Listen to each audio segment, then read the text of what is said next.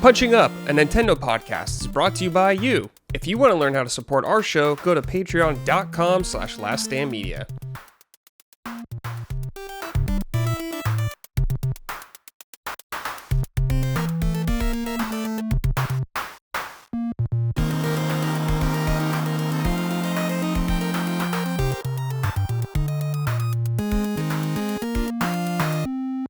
Hello everyone, welcome to episode 51 of Punching Up, Last Stand Media's weekly Nintendo podcast. I am your host, Brad Ellis. As always, joining me, my lovely co-hosts. First, we're going to start with Micah this week. Micah, hello, how art thou? I'm very good. Thank you, Brad. Hello to you and Jean. I have some listener shout-outs to do for some lovely listeners who sent things to the P.O. box. And I had kind of just waited till they all had arrived. And then I meant to do this last week and there just wasn't a place to put it in the show. So first of all, from Florida Kid on Discord, these delicious Pokemon gummies that I've been savoring. They are soda flavored gummies. He picked these up on a trip to Japan recently.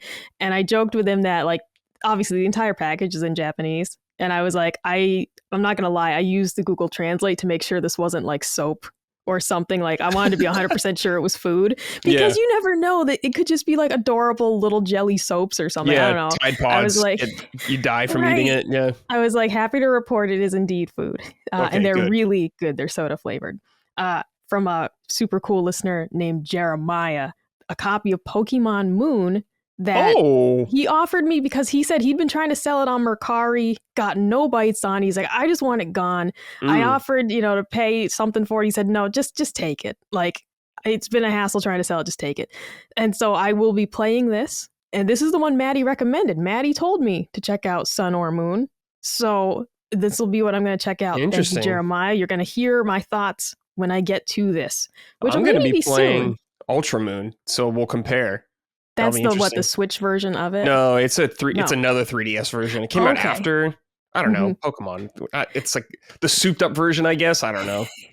I'm so out of the loop on it, so I'm actually really excited because this is the one Maddie told me to check out. Okay, so sweet. Very nice. And then lastly, from a really cool guy named Davey, this is a Pokemon 23-in-1 cartridge that he's like, I'm sending you this to check out. And I was just like, okay. And I don't know how this works or anything. Okay. But I was just like, thank you. I'll check it out. So 3 very cool listeners. And again, we don't solicit things from people, but if they choose to send us items, we're extremely thankful. I just want to make it very clear though, that I'm not begging people for stuff. Yeah. I'm not like, please send me your cast off items. Send us all your stuff. Right. No, but I'm super appreciative when people think of us, and send us little items. So just want to thank those 3 lovely listeners. And you'll hear reviews on the games as I get to them. Ooh. A listener sent me a bunch of Pokemon cards. A bunch. Oh, excellent. I don't even play. But he's like, I just wanted to see you open them. So I did. So I feel bad because they're probably expensive, but thank you guys for sending them. It was very nice. Dude, I mean, do you see it was like some guy was caught with like $50,000 worth of stolen Pokemon cards in his house. No, I didn't see that. What is that? Like one box these days? Like, yeah, that's crazy. Holy moly. Also, Gene Park. Gene, hello. How are you? How Good. are you? Still tired. Still gaming a lot. Yes, you are. So much gaming. Yes. But I can finally, last week was a lot of podcasting too. Like I said, apologies to my haters. There was 3 days in a row of just Gene Park straight. Had a little break at the weekend, and I think you might have a little break this week too. But a lot of gaming, and I showed up at the Realm of the Dukes. Finding Dukes last week to talk about Avowed, where we liked it. It's a good game. And many of you are probably playing it already by now. But we have a pretty long discussion. Cog didn't finish it, so that kind of limited a little bit about what we could talk about. But so I think it was a little bit more negative than it needed to be. I don't know. But Matty was pretty down on it too, even though he liked it as well too, and he recommended it as well. But I think he liked the writing less than I think. He was more bothered by. I think we disliked the writing about the same amount. but it bothered him way more than it bothered me. Mostly because I think most video game writing is pretty bad anyway. So if his writing is suddenly bad, then that's an issue. But yeah, I do also see some people wondering what's going on with video game writing these days. Like, why does it seem worse than it ever has been? I don't know. It's I think that's hard to really quantify and like nail down whether, because obviously it's very subjective, right? Yes. But I do feel like I do see more bad writing a lot more, and definitely in AAA, AAA for sure, yeah. Yeah, for sure. I think there's still some good writing in indie, but I don't know. Yeah, Gene, with the script so huge, I'm sure Avowed's very large, the script. So I do wonder, but I don't know, like this sassy Marvel tone, I don't know. I think you're just years, right? No, I haven't played it, but I know that's what I've heard about it. It's just like in Dragon Age, same thing. It's just kind of like, you're 5 years too late on that kind of writing. Yeah, it's missing the moment is really what it feels like when you play some of these games. And I'm not saying this as a hater. People get upset that a lot of us at Last Stand aren't fans of like Marvel, like heavily into it. But I'm not saying this as an insult, but the kind of like slapstick, quick-witted Marvel style writing is starting to fall out of favor, even with people who like the movies. And it's just getting old at this point. And if you're making a game styled after a movie that came out several years ago and it just takes so long to make a game, you've missed the boat on it. And it simply feels like, now it's just like cliche at this point. Here's my theory. After talking through it with you guys and Marvel, I think Marvel is also correct too. I think it's just millennial writing. I think we're now millennials. We're in our 40s. We're in our late 30s. We're getting the higher end jobs, right? Lead writer at games. The creative director, narrative director at games. And it's just kind of exposing how cringe millennial humor has always kind of been. Just it doesn't age well, we're the people who are posting TikToks. Wait, Gen Z is trying to cancel Eminem, Yeah. Let me tell you something about Eminem, like that's like we became boomers really, really quickly. Yeah, I think in terms of generations. So that style of writing hasn't really aged well. And also, there is a character in Avowed called Yahtzee or whatever. Yahtzee? Yahtzee or whatever. Okay. I'm mispronouncing her name.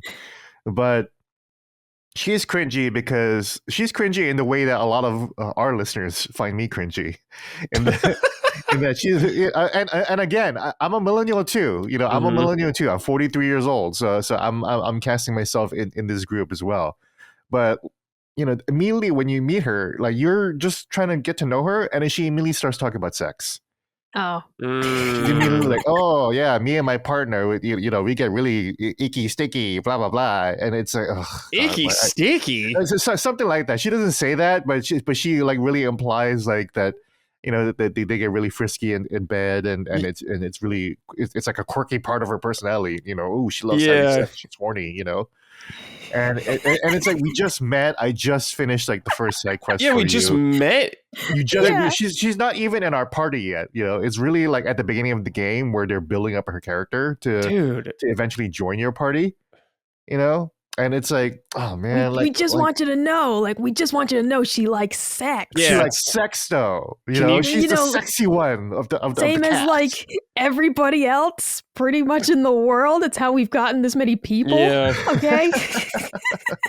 Like how quirky and special. Yeah, it's like you just met. Can't there just be like a dialogue option where you can just be like, can you stop? Can you not talk to me about this stuff? Can you tone it down? Yeah, the good can thing you about relax? Is that I think the writing, the dialogue choices are deep enough that it might allow for something like that. Like, can you just say not, right? Can you shut up? Yeah. Yeah, I don't think that option is available, but I do think Avowed is diverse enough in its dialogue choices to allow for that at least.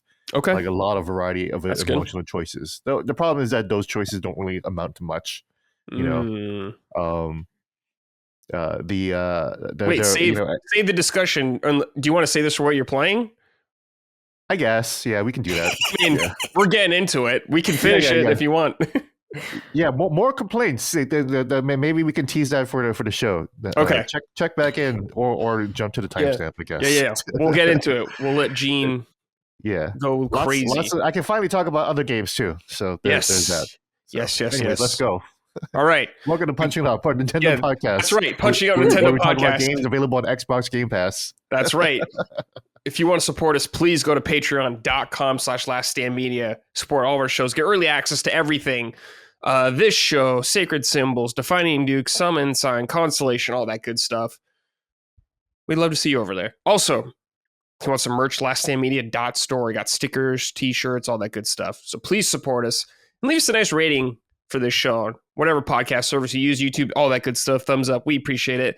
Help us grow and spread. All right, this is from Jason Polite. Hey, Punchers, this question is for Micah. What are your thoughts on pellet smokers? I'm starting to look for a new grill/smoker and have seen these as an option. I was looking at the Pit Boss brand, but was hoping to get your opinion. Thanks for any feedback. All right, Grill Master, what do you got? I can't give specifics on that brand. I don't own a pellet grill. It's something I'd consider. If I had the space for a third grill, I would heavily consider a pellet smoker, although I would probably get a Kamado style grill if I really was going to get a third one. I just don't have room. Kamado? I don't know what that is. Those are the ceramic grills, such as Kamado Joe is the red one, Big Green Egg is the green one. Primo is an American-made brand of ceramic grills. They have like an oval shape available, which is just unique for more surface area.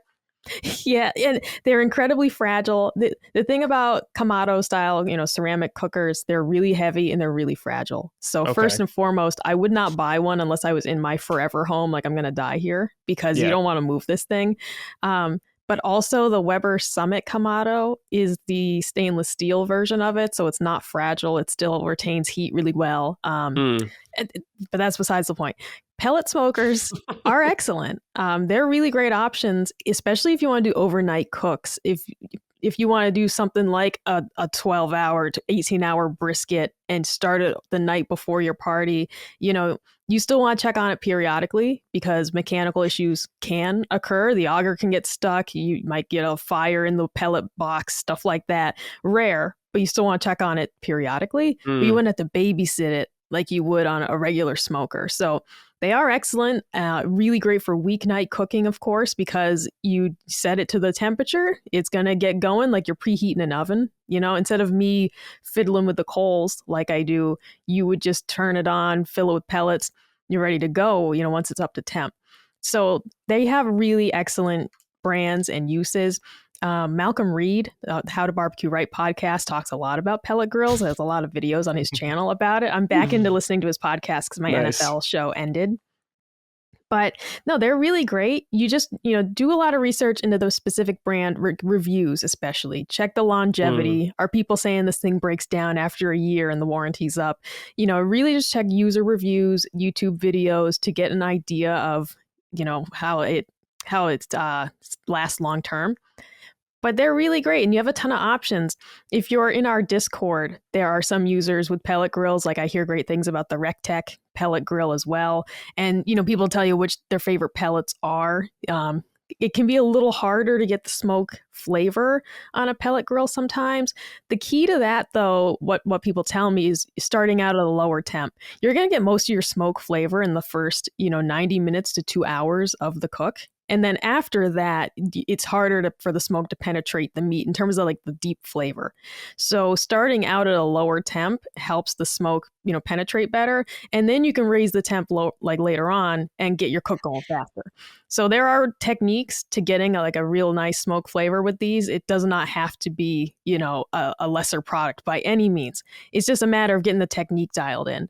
But I think they're excellent. I just simply don't have the space for one. And when I was considering getting a smoker, I wanted something that I could use, with no electricity, just same as my grill, because I wanted an option for, well, what if the power's out and I still want to make dinner? Here you go. I do use a fan controller for my smoker, and it really just helps keep the temps even, but it's not required. And I like having that option with no electricity or nothing.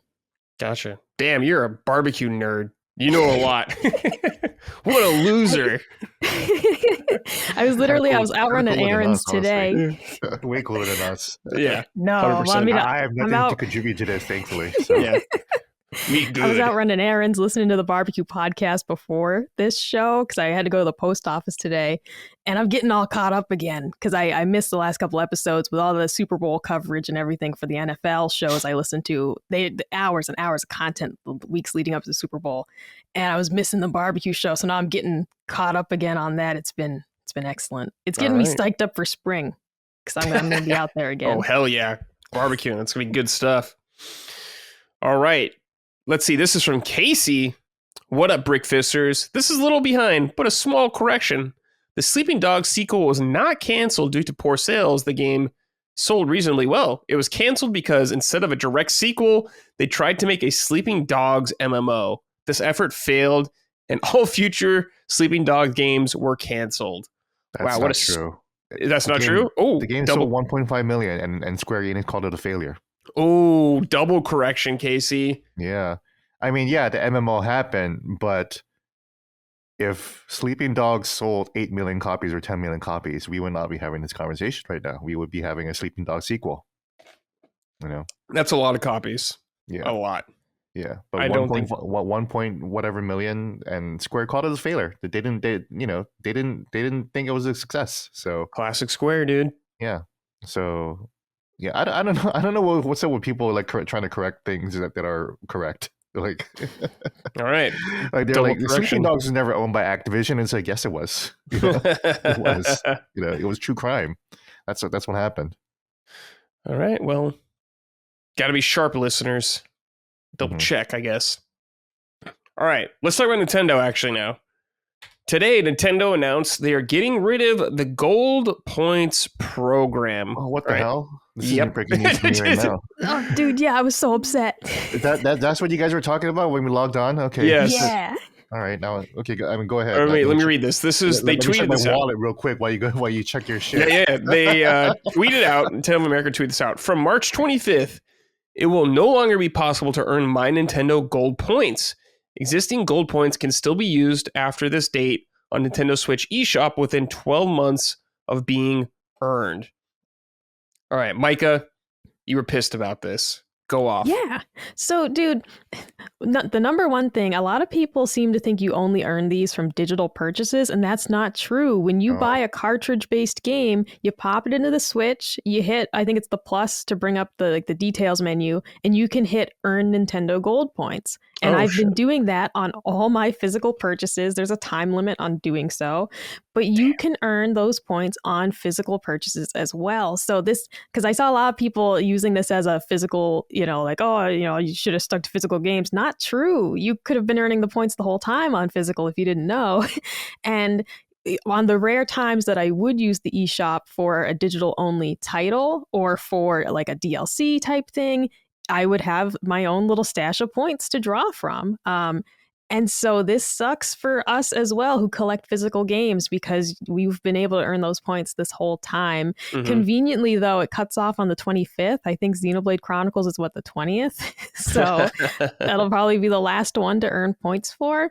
But it's a bummer just because I was like, dude, it's not a lot of money. Like you buy the game and you get maybe like $1 off your next purchase. It's not like we were like drowning in it, okay? Right. So it's a bummer that they're doing this, and I just hope they're planning to replace it with something else with Switch 2. That's my, hope with this is that it's not going to be completely gone as a rewards program, and it's just going to be tailored to the Switch 2 in some way. Yeah, that's what I'm hoping as well. I hope. You never know with Nintendo. Gene. No. What do you think, man? I have 533 gold coins. Spend them, Gene. I think that could get me. I don't know how much would that get me. I think it might be like 100 points is $1. Yeah, that might be $5 off. Yeah. I don't know if the exchange rate is 100 coins per dollar, but I thought that's what it was the last time I redeemed some points. Kind of ish, yeah. I also feel bad because I have not been doing the physical thing. Same. The whole time. You still have time to redeem for some of them. I think the cutoff for most games, is like 12 months from release that you can redeem the points. That's not bad. Okay. No, okay. Because I had games that I completely forgot about and I popped in the cartridge. It still let me get the points. I think it's something like 12 months. I have a lot of work to do. Same. I there's a lot of games I need to pop into my Switch and just plop some coins in. But yeah, I think I'm actually going to do that to get some discounts. Yeah. That sucks. Yeah, this is breaking news for me. You guys are seeing my live reaction. But, yeah, it was really nice to just pop it in and be like, oh yeah, I got this DLC for free, basically. And DLCs were cheap, $10, $20, and it's like, yeah, I'd have enough gold coins to just make it a free purchase. That was always fun. But I never logged in my physical, and I should have been doing that. I knew about this too. I just didn't. I'm just lazy and I didn't do it. And it's like, fuck. But I did. I think the bulk of my physical games was this year and the last 2 years. So hopefully I can still get it again in a year. But yeah, what a bummer. Yeah, and you're right. Yeah, I echo Micah. I hope they do something similar for Switch too. But, yeah, that's like, I can't think of any other reason why they would do this except for Switch 2 doing something brand new, a new online systems. But it's strange because they're carrying stuff over from Switch Online already right now to this. Oh shit! 1 year of the game's original release date, Micah. Oh, okay. Yeah, that's a problem for me. So that's over with actually too, because I think that's like a lot of my physical games are older games. So yes, okay, well that kind of makes it a little bit better, because I haven't bought like a ton of new physical games, for sure. Yeah, but I don't know. We'll see more when Switch 2 gets announced. Hopefully they'll talk about all that kind of stuff. But for now, what a bummer. Yeah, it's because one thought that I do have, as we discussed before the show, is how awful the eShop is. Like it's so slow to load. Yeah, it's tremendously slow. It is horribly organized. You search for something, it sucks. I think it's gone slower over the years. Yeah, yeah, and I won't be upset if they're getting rid of this because they're revamping the whole eShop. But that needs to be the reward. The reward for you taking away gold like points needs to be that you have completely redone the eShop. It is fresh, streamlined, fast, and that when you click on the new games, it's actually like decent games that show up at the top of the list and not like the worst trash you've ever seen. Yeah, hentai games.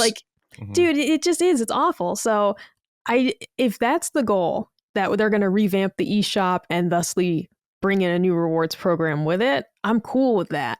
But if we don't get anything out of this and they're actually just getting rid of it and that's it, then I'd be really mad. Yeah. We shall see. April 2nd couldn't come soon enough because we got to know. Lots of questions coming in around this stuff. So many. If you got those coins. Kind of crazy that PlayStation, Nintendo, and Xbox all have kind of garbage like UI for their stores, their digital storefronts. I mean, PlayStation's okay and it's gotten better. Nintendo is definitely the worst, and Xbox is okay too. But there's nothing compared to like Steam. Steam is Steam's the go. Yeah, no question. It's weird that Steam is just the best digital store. It just runs away with it. Yeah, it's crazy. By far. Yeah, Steam is the best for sure. Yeah, even on the Steam Deck, like the UI there, it's just perfect. It's so crazy. Yeah, you're like, oh, you already own this. Don't worry about it. Like little. There's so many little UI elements. It just makes it all make sense. Yeah, because it's like for consoles, it feels like they don't do dramatic changes unless it's a new console coming out or something like that. Like PS3 store, obviously the PS4 was big. True.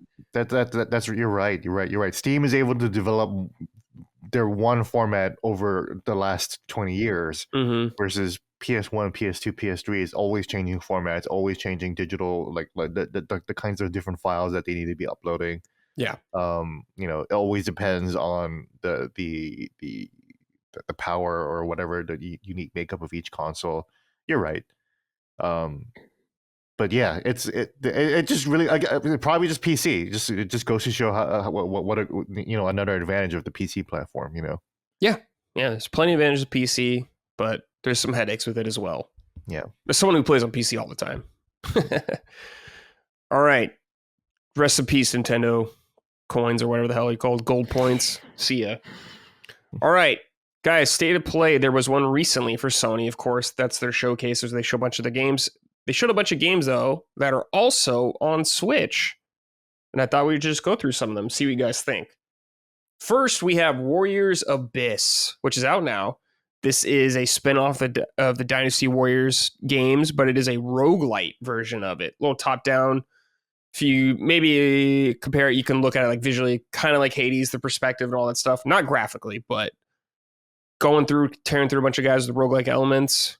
Personally, not for me. I think it's a cool idea, though. I don't really like Muso games that much. But Gene, what do you think about this? Yeah, I wanted to check it out. I've just been too busy playing other games. But a Muso isometric game, that sounds like a dream come true to me. So yeah, this is another good reminder that I still need to check that out too. Cool. I love Muso games. We talked about this already. The perspective change is awesome. Micah, any interest in this?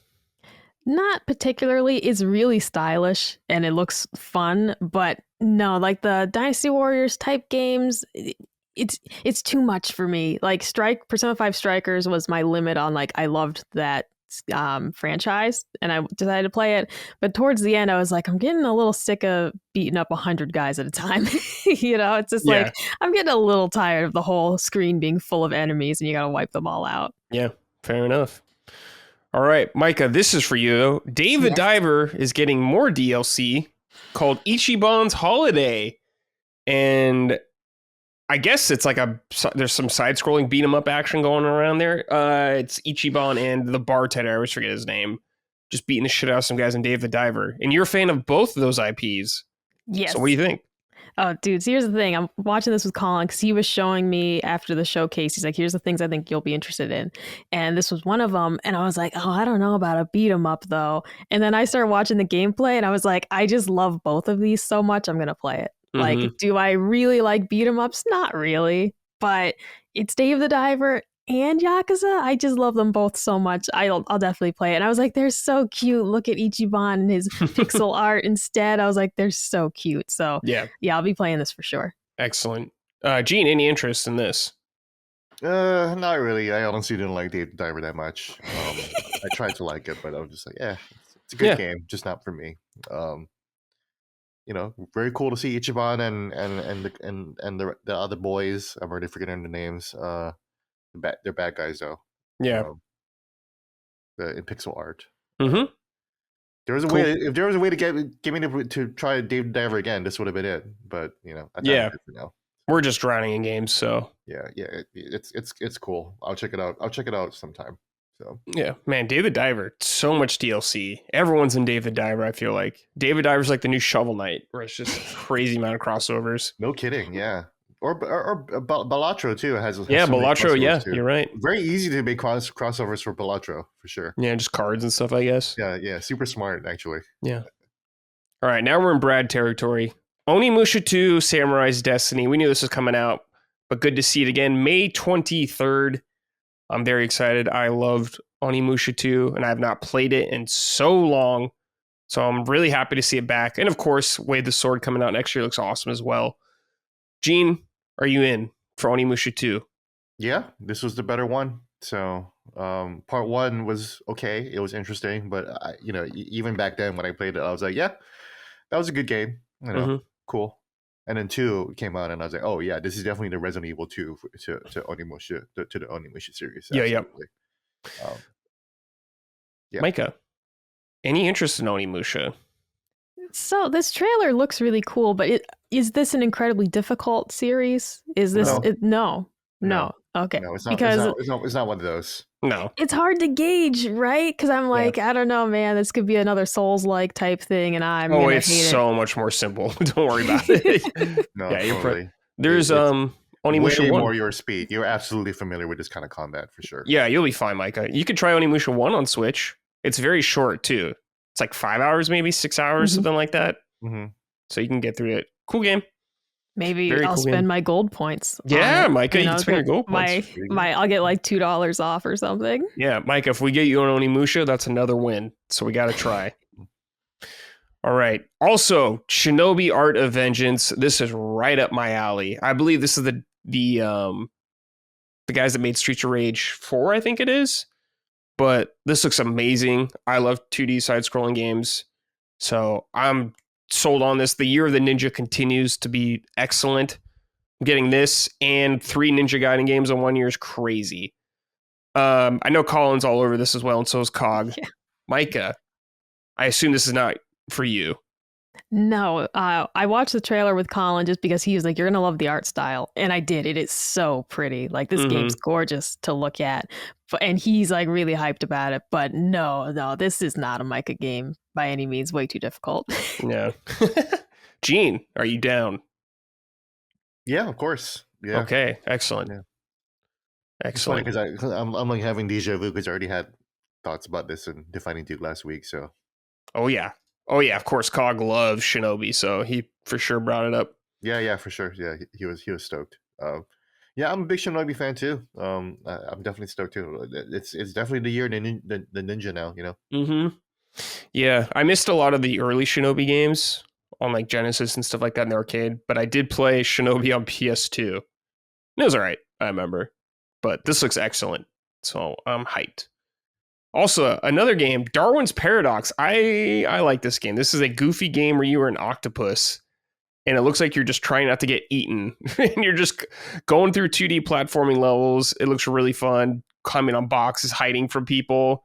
Kind of reminds me of Little Nightmares almost, how you're like going through these stages and hiding from people. But it looks just delightful. I think this is Konami publishing this also, which is funny. But I'm down. Any interest in this, Micah?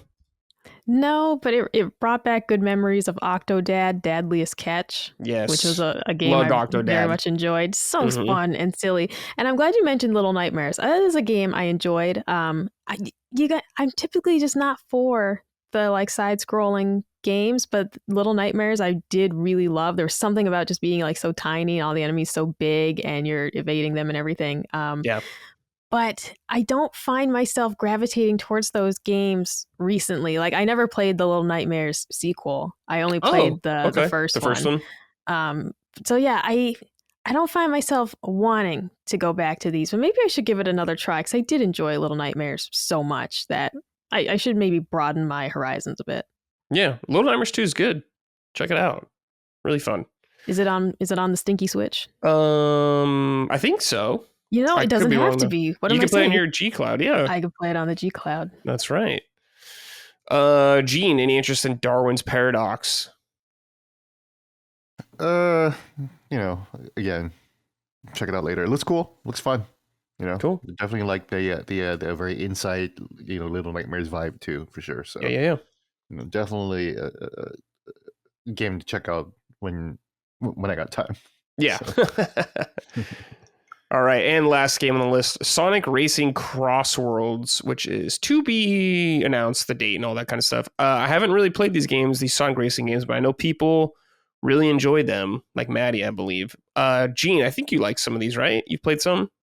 Yeah, I even say that they're better than Mario Kart. So. Oh, damn. Okay. Yeah. How's this one looking to you? Looks cool. Yeah.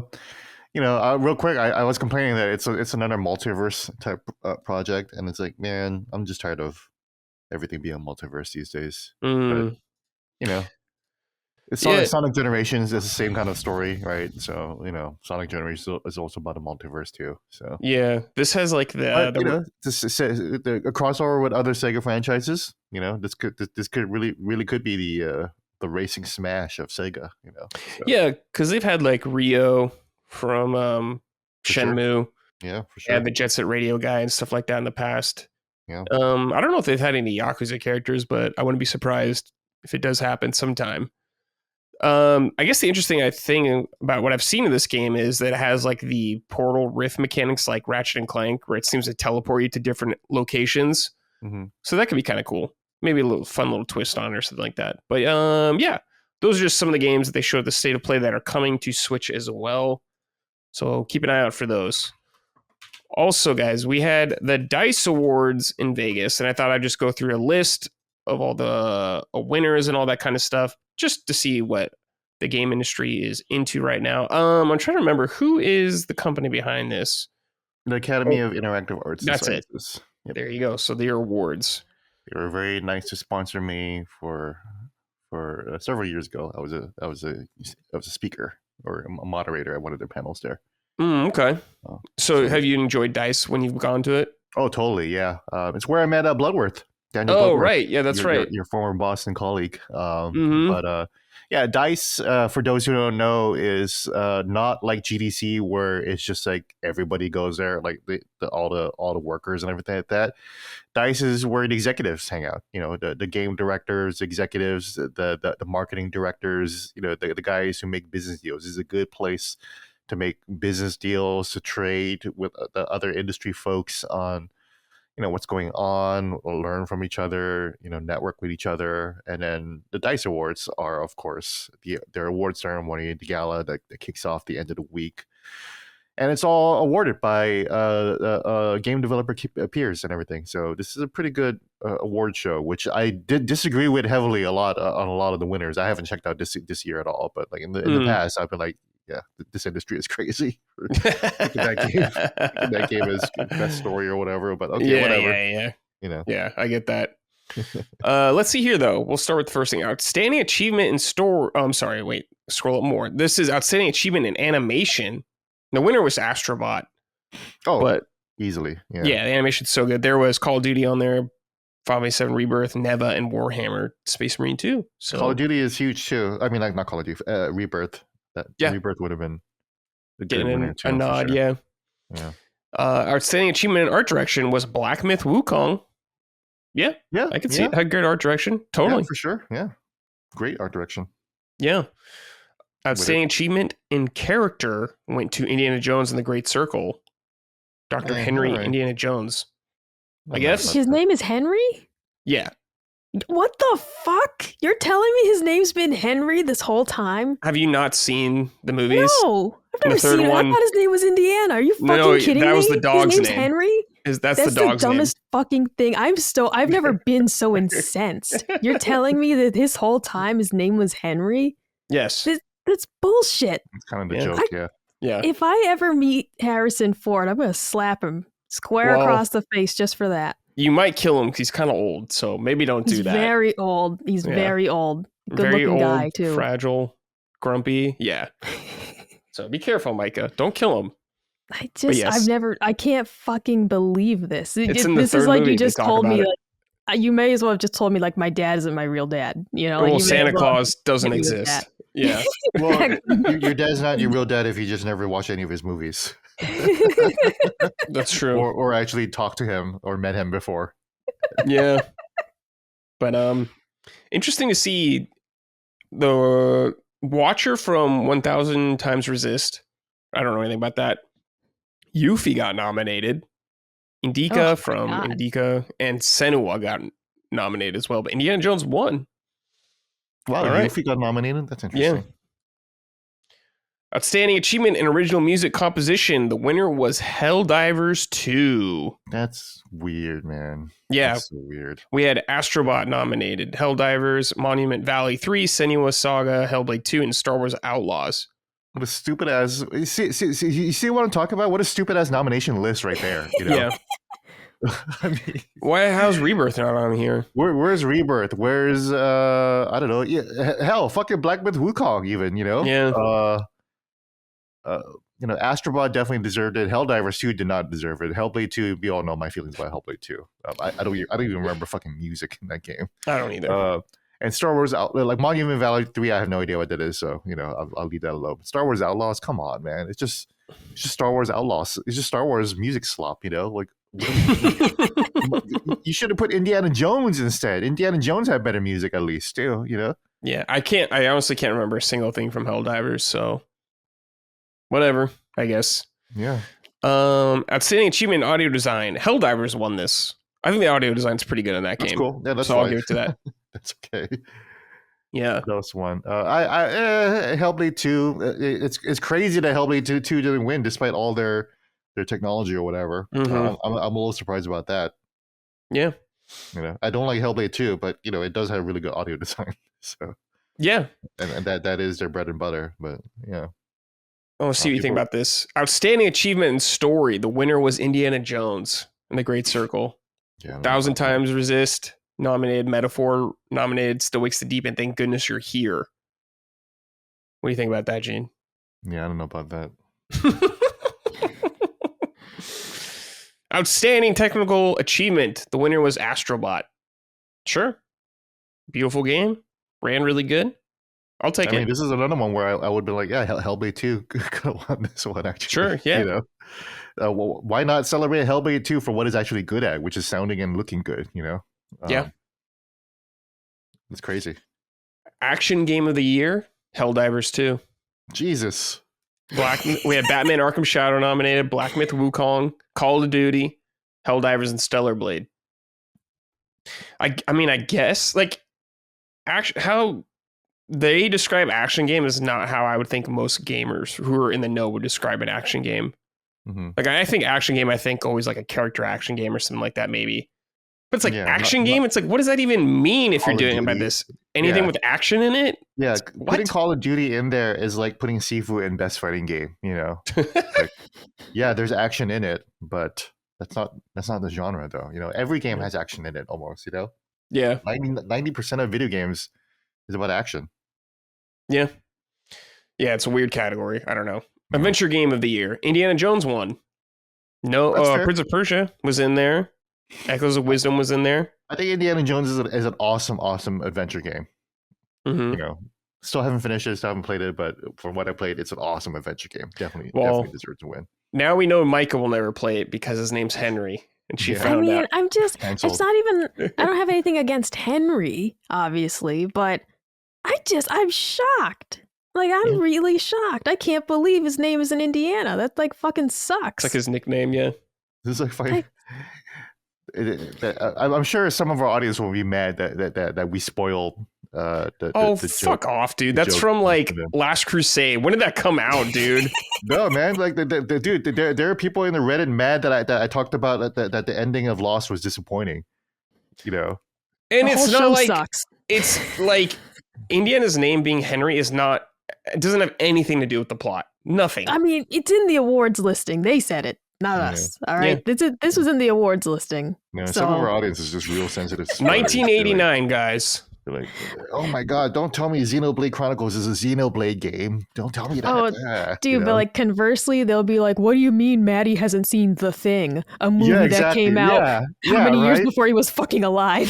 Like, what do you mean he hasn't seen it? Yeah, I saw those comments too. You know what? Like, I didn't see The Thing until I was like maybe like 27, 28. Give Maddie a break. I've never seen it. I mean... But then it's like, if you're like, well, this movie's been out for 50 years, like, well, I haven't seen it. It cuts both ways. I don't know. Yeah, I mean, why do you guys listen to us? You know, like LSM is like not the movie watching podcast. You know, nobody here watches movies. You know, like go to Red Letter Media. They're excellent. Everyone's still mad about that. But dude, it's like if you get upset about finding out his name's Henry, it literally has nothing to do with the plot. They say it for like 10 seconds in the movie, and that's it. Doesn't matter whatsoever. None of you better get upset about that. You bitches. I'm expecting someone to write in about it. Yeah, for sure. And I want to say too, if in case it didn't seem like a plausible first name, I grew up with a kid named Dakota, and I was like, yeah, that's plausible. And knew another guy named Boston. That's very plausible. Yeah, I knew a kid named Boston. Yeah, exactly. So I'm like, yeah, name after place is extremely possible. Zombieland. That's a Zombieland rule. You know, you name yourself after the state you're from. Remember? Yeah. I've never seen it. Oh, yeah. Zombieland. I haven't thought about that in a long time. All right, here. Family game of the year. Astrobot. Sure. Yeah. Whatever. No.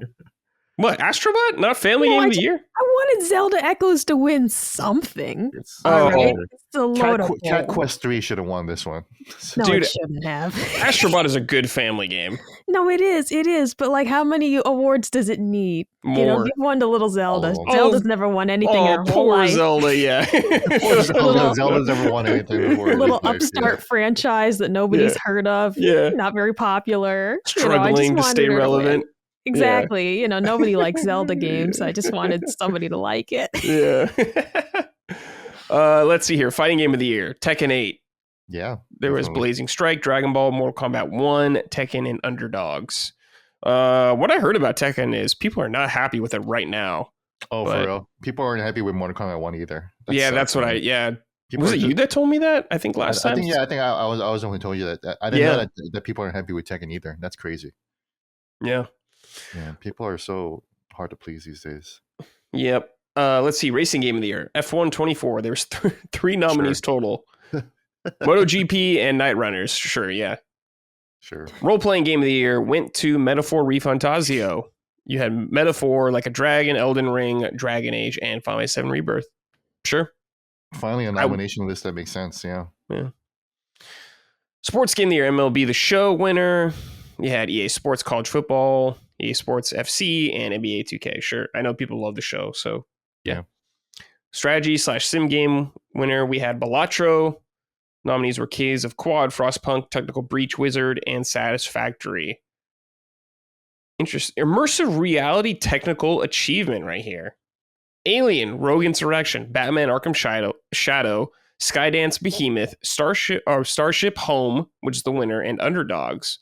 I don't even know what Starship Home is. Yeah. No. Check it out. Yeah. All right, let's see. Immersive reality game of the year. Batman Arkham Shadows. Sure. I'll just go through these a little quicker. Outstanding achievement for an independent game. Balatro was the winner there. Very nice. Mobile game of the year. Balatro. Online game of the year went to Helldivers 2. Just Helldiver 2 and Astrobot. That's just the whole year. Outstanding achievement in game design went to Astrobot. Sorry, Zelda.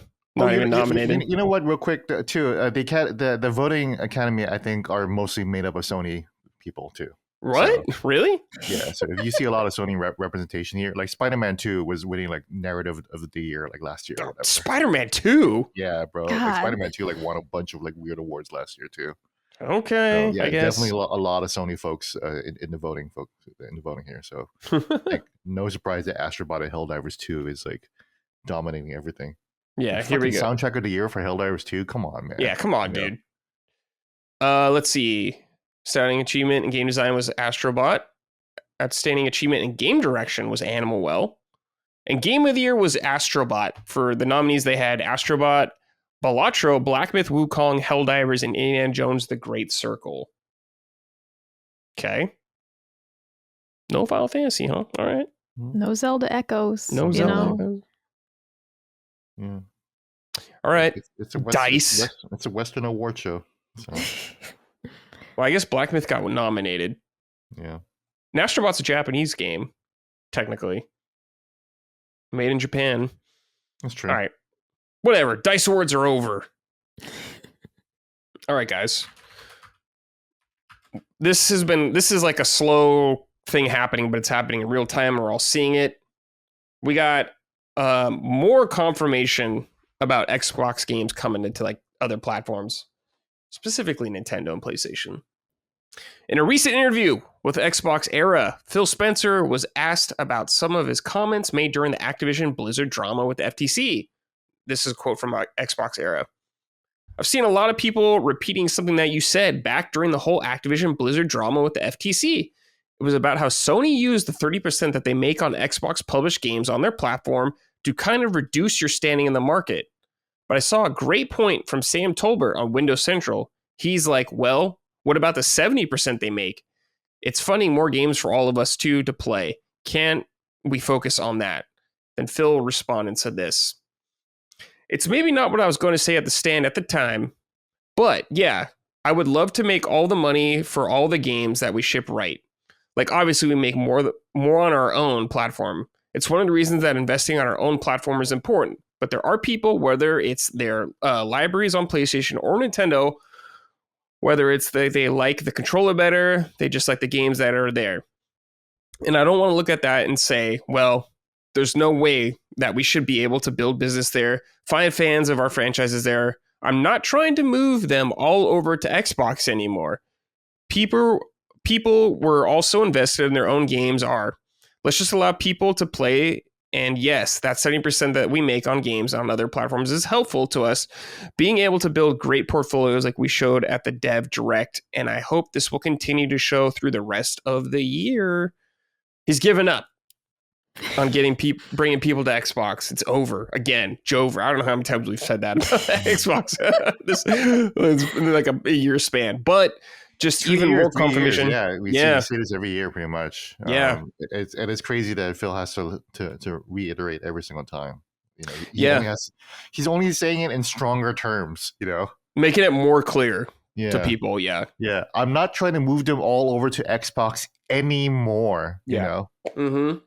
anymore is like an important word right there. I think. Yeah. Oh, yeah. I mean, this whole marketing campaign with this is an Xbox and, it's multiple devices, that really should drive it home that their goal is to just sell you their games and sell you Game Pass, of course, but they are not trying as hard to get you actually on the Xbox itself. And it's hard as someone who really loved the Xbox 360 days and just wishes that that moment would come back for them because it's clearly just lost at this point.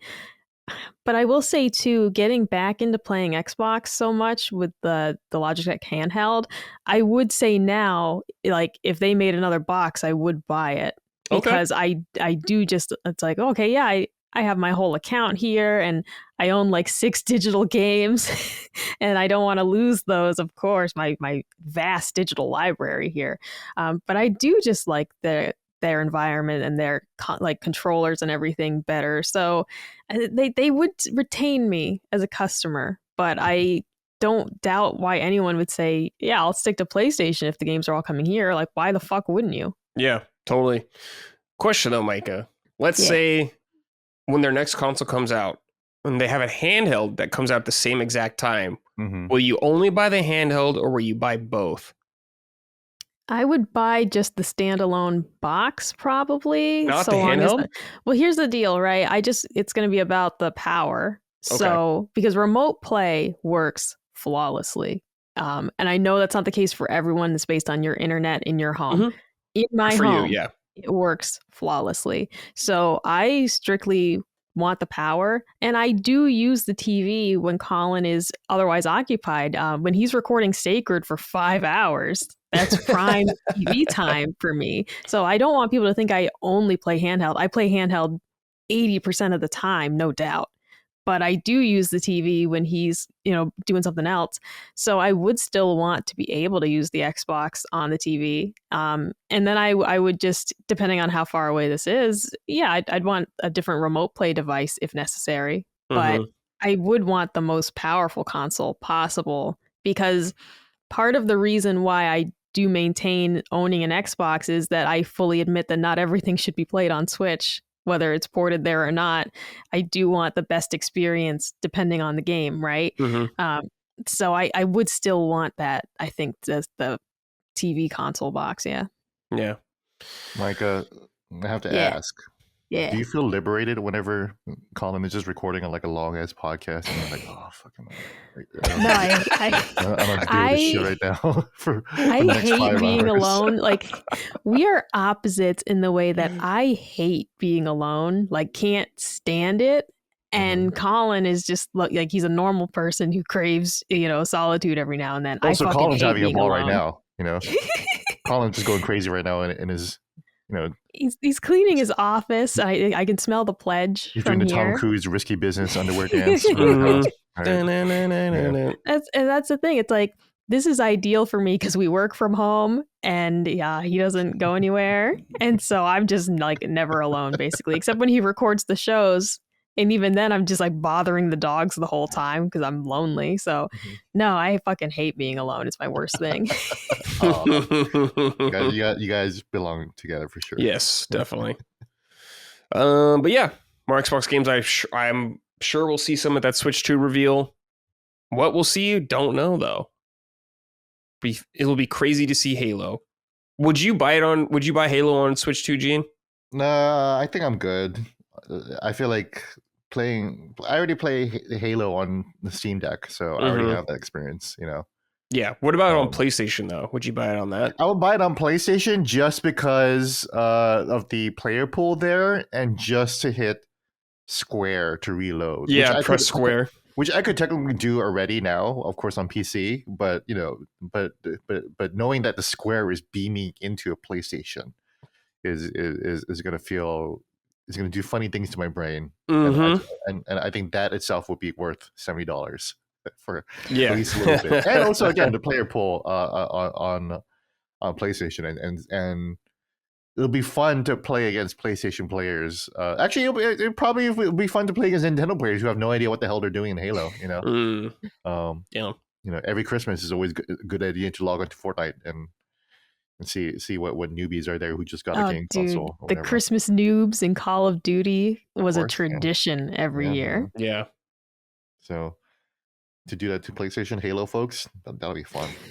But yeah, otherwise I'm not really that like Gears of War will be great, but then Gears of War needs to come out on Steam, and then I'll play it on Steam Deck. Mm-hmm. So, Yeah, bring I mean, Gears the of War Steam over. Deck has really become like my personal favorite device. Overall, Main thing, yeah. the main device.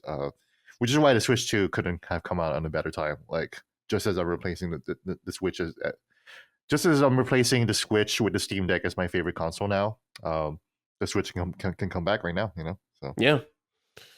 All right, so yeah, we'll see what Xbox got cooking. Thanks, Papa Phil. What was the meme you made? Was that bit Papa Daddy Phil? Daddy Phil, yeah, buys me companies or something like that. Yeah, it was Daddy Phil, and then it was like, why doesn't Papa Jim Ryan buy companies for me? And it was the sad cat girl, because I made the little cat girls they're sitting in a box saying thanks, That's Daddy right. Phil.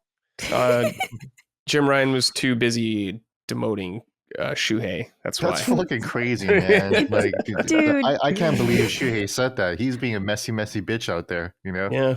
Good for him. Yeah, for folks who don't know, Shuhei Yoshida just did a interview with VentureBeat. Dean Takahashi, who is famously known as the Cuphead tutorial guy. Yes, he absolutely fucking sucks at tutorial. He does not know how to play Cuphead at all. Yeah. But he's a good journalist and he's a good interviewer, and he got that out of Shuhei. Shuhei is being a messy bitch right now. I can't believe he said that out in public. Mm-hmm. But yeah, he doesn't give a fuck anymore. He's Jim Ryan, detached, dude. Jim Ryan put me in the box. Yeah, it's Jim Ryan's gone too. It's not like he's still at Sony or anything. So Crying Jim. Jim. That sucks, man. Like, I know I make fun of Shuhei for dropping the ball on Demon Souls, but that was really kind of it, honestly, when you think about it. Yeah. That was really his own his biggest major flub, and he owned it. Yeah, he did. And to be fair, it is Demon Souls. Like I didn't like the game at first when I first played it too. So it's like, yeah, I totally get where he was coming from. So it really sucks to hear that someone with a really good radar for quality content was demoted to indies, Mm-hmm. Yeah, when you think about the money lost by the Demon Souls decision, but you weigh it against the money lost by everything Jim Ryan has done. Yeah, not even close. Yeah, not even close. Yeah, yeah. They could have owned Elden Ring at this point, but it would just be another hit game, versus Jim Ryan's like widespread disastrous, decisions or whatever. It's crazy. I don't know if disastrous is still too strong, but it's definitely coming more and more apparent that Jim Ryan was responsible for a lot of what Sony is today. Mm-hmm. Yeah, so he did probably some good things, or did things right, like the PS5 itself, probably. Yeah, the sales and marketing. I think they gave him some credit for that. But yeah, software seems like a lot of mistakes right now. So we shall see in the future. All right, guys. Now it's time to talk about what we've been playing. Gene, we're going to start with you, but I'm going to ask you this first. The Uncharted Wolf wrote in and said, hey, or what up, punchers? Gene, did you try the Night Rain playtest at all? After this playtest, I went from cautiously optimistic to counting down the days to release. I know you're currently in the hating every Souls-like mode, but I'm hoping by May 30th, you'll be healed. Thanks for all you guys do. Thanks, Uncharted Wolf. Thanks for listening. I'm not in a hate. There's a meme going on where people are posting videos of Tides of Annihilation that Devil May Cry like with a really, really pretty girl. Yeah, that game looks sick. Yeah, and tweets are going viral like, thank God the era of Souls likes are over. And I'm not one of those people. I think I'm tired of Souls like being everywhere. But it's a time and a place, and I'm not sick of it. I'm not like, oh my God, finally it's over or whatever. I did not play the Night Rain test. I did get an invite for it. I just knew that I would just have no time for it, basically at this moment. So I did watch my buddies Wooly and Pat Stares play it. So now I understand the game at a much deeper level. Cool. And it looks pretty fucking fun, honestly. Yeah, I played it. Yeah, you played it. Yeah, it was good. What do you think, Brad? Because for me, it looks like I'll be playing this shit like a ton, honestly. Yeah, it was a lot of fun. I played some with Dustin as well too. So basically, yeah, it is you get dropped in the map. There was only like one level we could select from right now, It's like, it reminded me of the menu of like Monster Hunter. It's like you're going to set out to fight this one boss, which is the last boss. But during that, there you fight two other bosses, main bosses, and they're randomized what you get. Like I got some like two creepy guys that are running around like the beast guys. Then we got like a giant centipede monster from Dark Souls, so he was back and all that kind of stuff. So that was cool. Yeah, I saw the centipede monster. You can finally fight that's crazy because the centipede demon in Dark Souls 1, if for folks who don't know, was in a room full of lava. Yeah. So you couldn't even fight this monster like as a regular monster. You have to like stay on these islands and like, oh my god, I don't want to fall in the lava, or just jump in the goddamn lava, and just deal with that. So when I saw that you can just fight the centipede demon, I was like, wow, like 15, 16 years later, we can just have a normal fight with this monster. That's crazy. Yeah. And we'll see more guys. Like the Nameless King from Dark Souls 3 is in the game. Oh. He wasn't in the beta, but we'll probably get more of that kind of stuff. I can't. That's the draw for me to have another match with Nameless King, but with the boys, Oh, yeah. I got into it really in depth with Dustin on some sense, so I'll keep it pretty light. But yeah, it is like you get dropped on the map. And the map slowly closes, kind of like a battle royale. It has like the ring of fire, like you'd see in Fortnite. And you wander through the map, you kill guys to get souls or runes, and you level up. And it's all very streamlined leveling up. You're not leveling up individual stats. You're just going one level up, and it does it for you automatically. Yeah, I saw that. You just hit the side of grace, and you just hit level up. Click. Yep.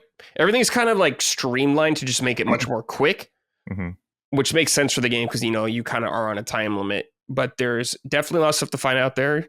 You can go to the churches, get an extra Estus flask. There's weapons and talismans and shields to get, and they're color coded like most games, like green, blue, purple, all that kind of stuff. So the quality of them. There's a bunch of random bosses you can find on the map also. So you can just run into them. You can fight them and get rewards from that, which is really cool. It's much quicker. You run very fast in this game. Now it's like you're almost as fast as Torrent. So that's really cool. You can scale stuff way easier. You can like jump up walls way more easy. So I really appreciate that. I hope they incorporate that, whatever their next game is. But it was a good time. I had a lot of fun going through it. There's some progression too. You carry over stuff from runs to make your character stronger. That's a huge thing for me. Yep. You pick characters. You don't make your own character anymore. So I saw the character select screen. There's room at the bottom. They could just add there's gonna be more. Yeah. They're going to. This is not really a live service, but this is definitely a game that they could just add components to for sure. Yeah. They have like you could pre-order the deluxe edition to get all the DLC later on that they're adding, I guess, and stuff like that. There's 4 classes in there, and they're going to add more like that. I don't know how many more there are going to be, but they all have like a special couple abilities. They have like a normal ability, like the bird boy you can play as. He can kind of do a gust of wind and knock guys up in the air, which is really fun. His ult is like a dragoon dive. He literally jumps in the air and does it. It's really sick. So all they have a couple moves depending on your playstyle. And you can also use whatever weapon you want. You don't have to worry about weight. You don't have to worry about my character can't use it. I don't have the stats for it. Anyone can use anything at any time. So it gives you a lot more freedom to experiment, which is a lot of fun. And of course, you can get like stat purse or like passives like, hey, now this attack's going to do 3% lifesteal or something like that. So there is those roguelike elements in there as well. But it's a lot of fun. I can't wait till it comes out. May 30th is kind of far, but you mean Dustin, let's play it. Let's run. Yeah, we'll be playing it. Absolutely. It's $40 too, not a full price game, which is very nice. That's I don't know. Cheap. Yeah, I don't know how long it's going to be. I have no idea what's going to be like for tail end or how long it'll last, but what I played was promising and it got me excited to play more. So I guess they succeed in that front. But, technical aspects, it definitely needs some work still. It is a network test and it's not coming out for a little while, but From Software is not really known for their technical chops, I guess, on that front. Not at all. But yeah, it was fun. Had a good time.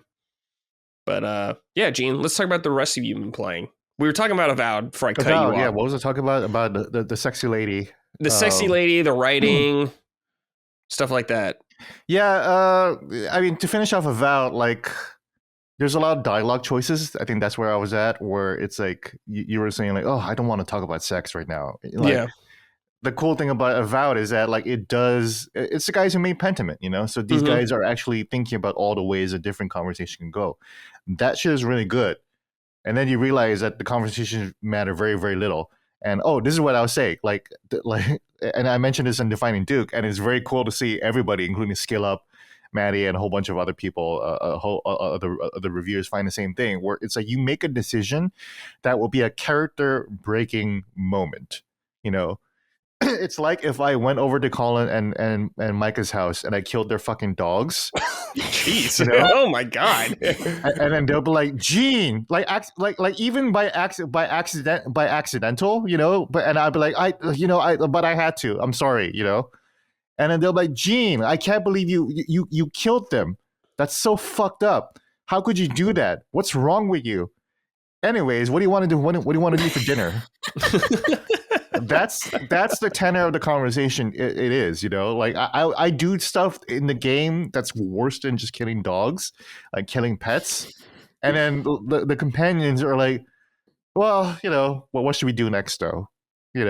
Like they just completely turn off any impact on what the story did, and they might remember it again later, but it's never a consistent thing. Where it's like it never changes their mood.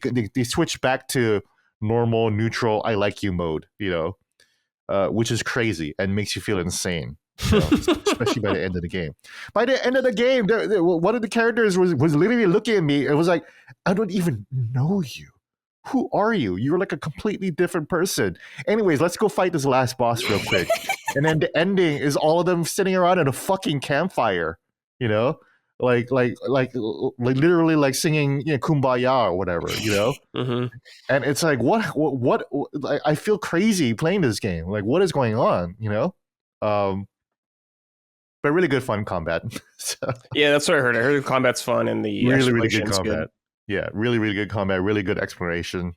So that's why, like, for me, Maddie really thinks of Obsidian as like this high watermark for narrative, and I do too. I think Obsidian is one of the best narrative houses in gaming.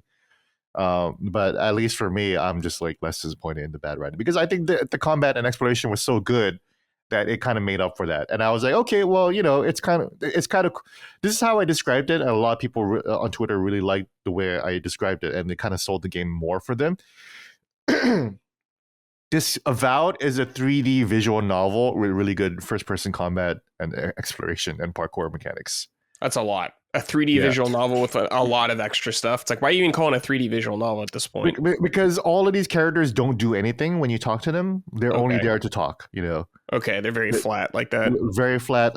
Any important NPC, any NPC you talk to, they do not move. Their feet are stable to the floor, and that is where they are for the rest of the game.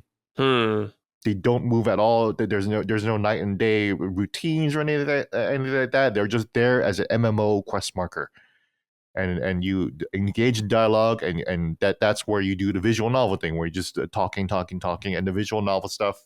The reason why I say visual novel stuff is because in visual novels sometimes it doesn't really affect the story at all, right? Right. The dialogue choices. That's what Avowed is, kind of, where it's like, oh, I'm having fun role playing in my dialogue choices, but ultimately the story is just going to go the way the developer wants to, and that's kind of the game they made, because I guess this game had roots as a multiplayer game, and they had to kind of reconfigure all of it. Yeah, it was a cooperative multiplayer game where you and like 4 other people were going to play together, and so that's why the rest of the party members are very, very obviously the other playable characters that would have been in this multiplayer game. Then the reason why like all of their backstories don't really fit in with the main story of the game, where everybody's just joining you just for the sake of it. They're like, oh, well, the dwarf literally says, well, I have nothing else better to do, so I might as well go see what happens by tagging along with you. Like, there's no like stakes involved, Like, Yuffie is joining you because she's trying to get the big materia, but also she's trying to save Wutai or whatever, and she's like part of she wants to join Shinra or whatever, There's none of that here. Like, the characters are just joining because you have to come along and you're the main character. So that's what happens, Okay. So that's Avowed. Yeah. Let's talk about Like a Pirate. Yeah, Like a Pirate, the pirate Yakuza Dragon in Hawaii. Pirate Yakuza in Hawaii. Reviews came out today, and I think it's very, very good. It's not the best game ever in the series. Right. Yeah. It's shorter than even I expected. I Thank beat it in God. about like maybe 30 hours, 40 hours. That's still pretty long. It's a meaty game. There's still Yeah. and again, I still mainline a lot of it. Okay. There's a whole side quest about finding your different demons across the ocean that I only did halfway through because I didn't need those powers. But Majima can become just so godly ultra power by like accessing like the 4 demons of Hawaii or whatever. Yeah. And where else is there to go? Yeah, Majima shows up in Hawaii. He has amnesia. I'm not going to talk about spoilers, but the story does actually end up going somewhere eventually. Okay. And it's cool. Well, first of all, a lot of people ask me, can I just jump into this game if I never played a Yakuza game before?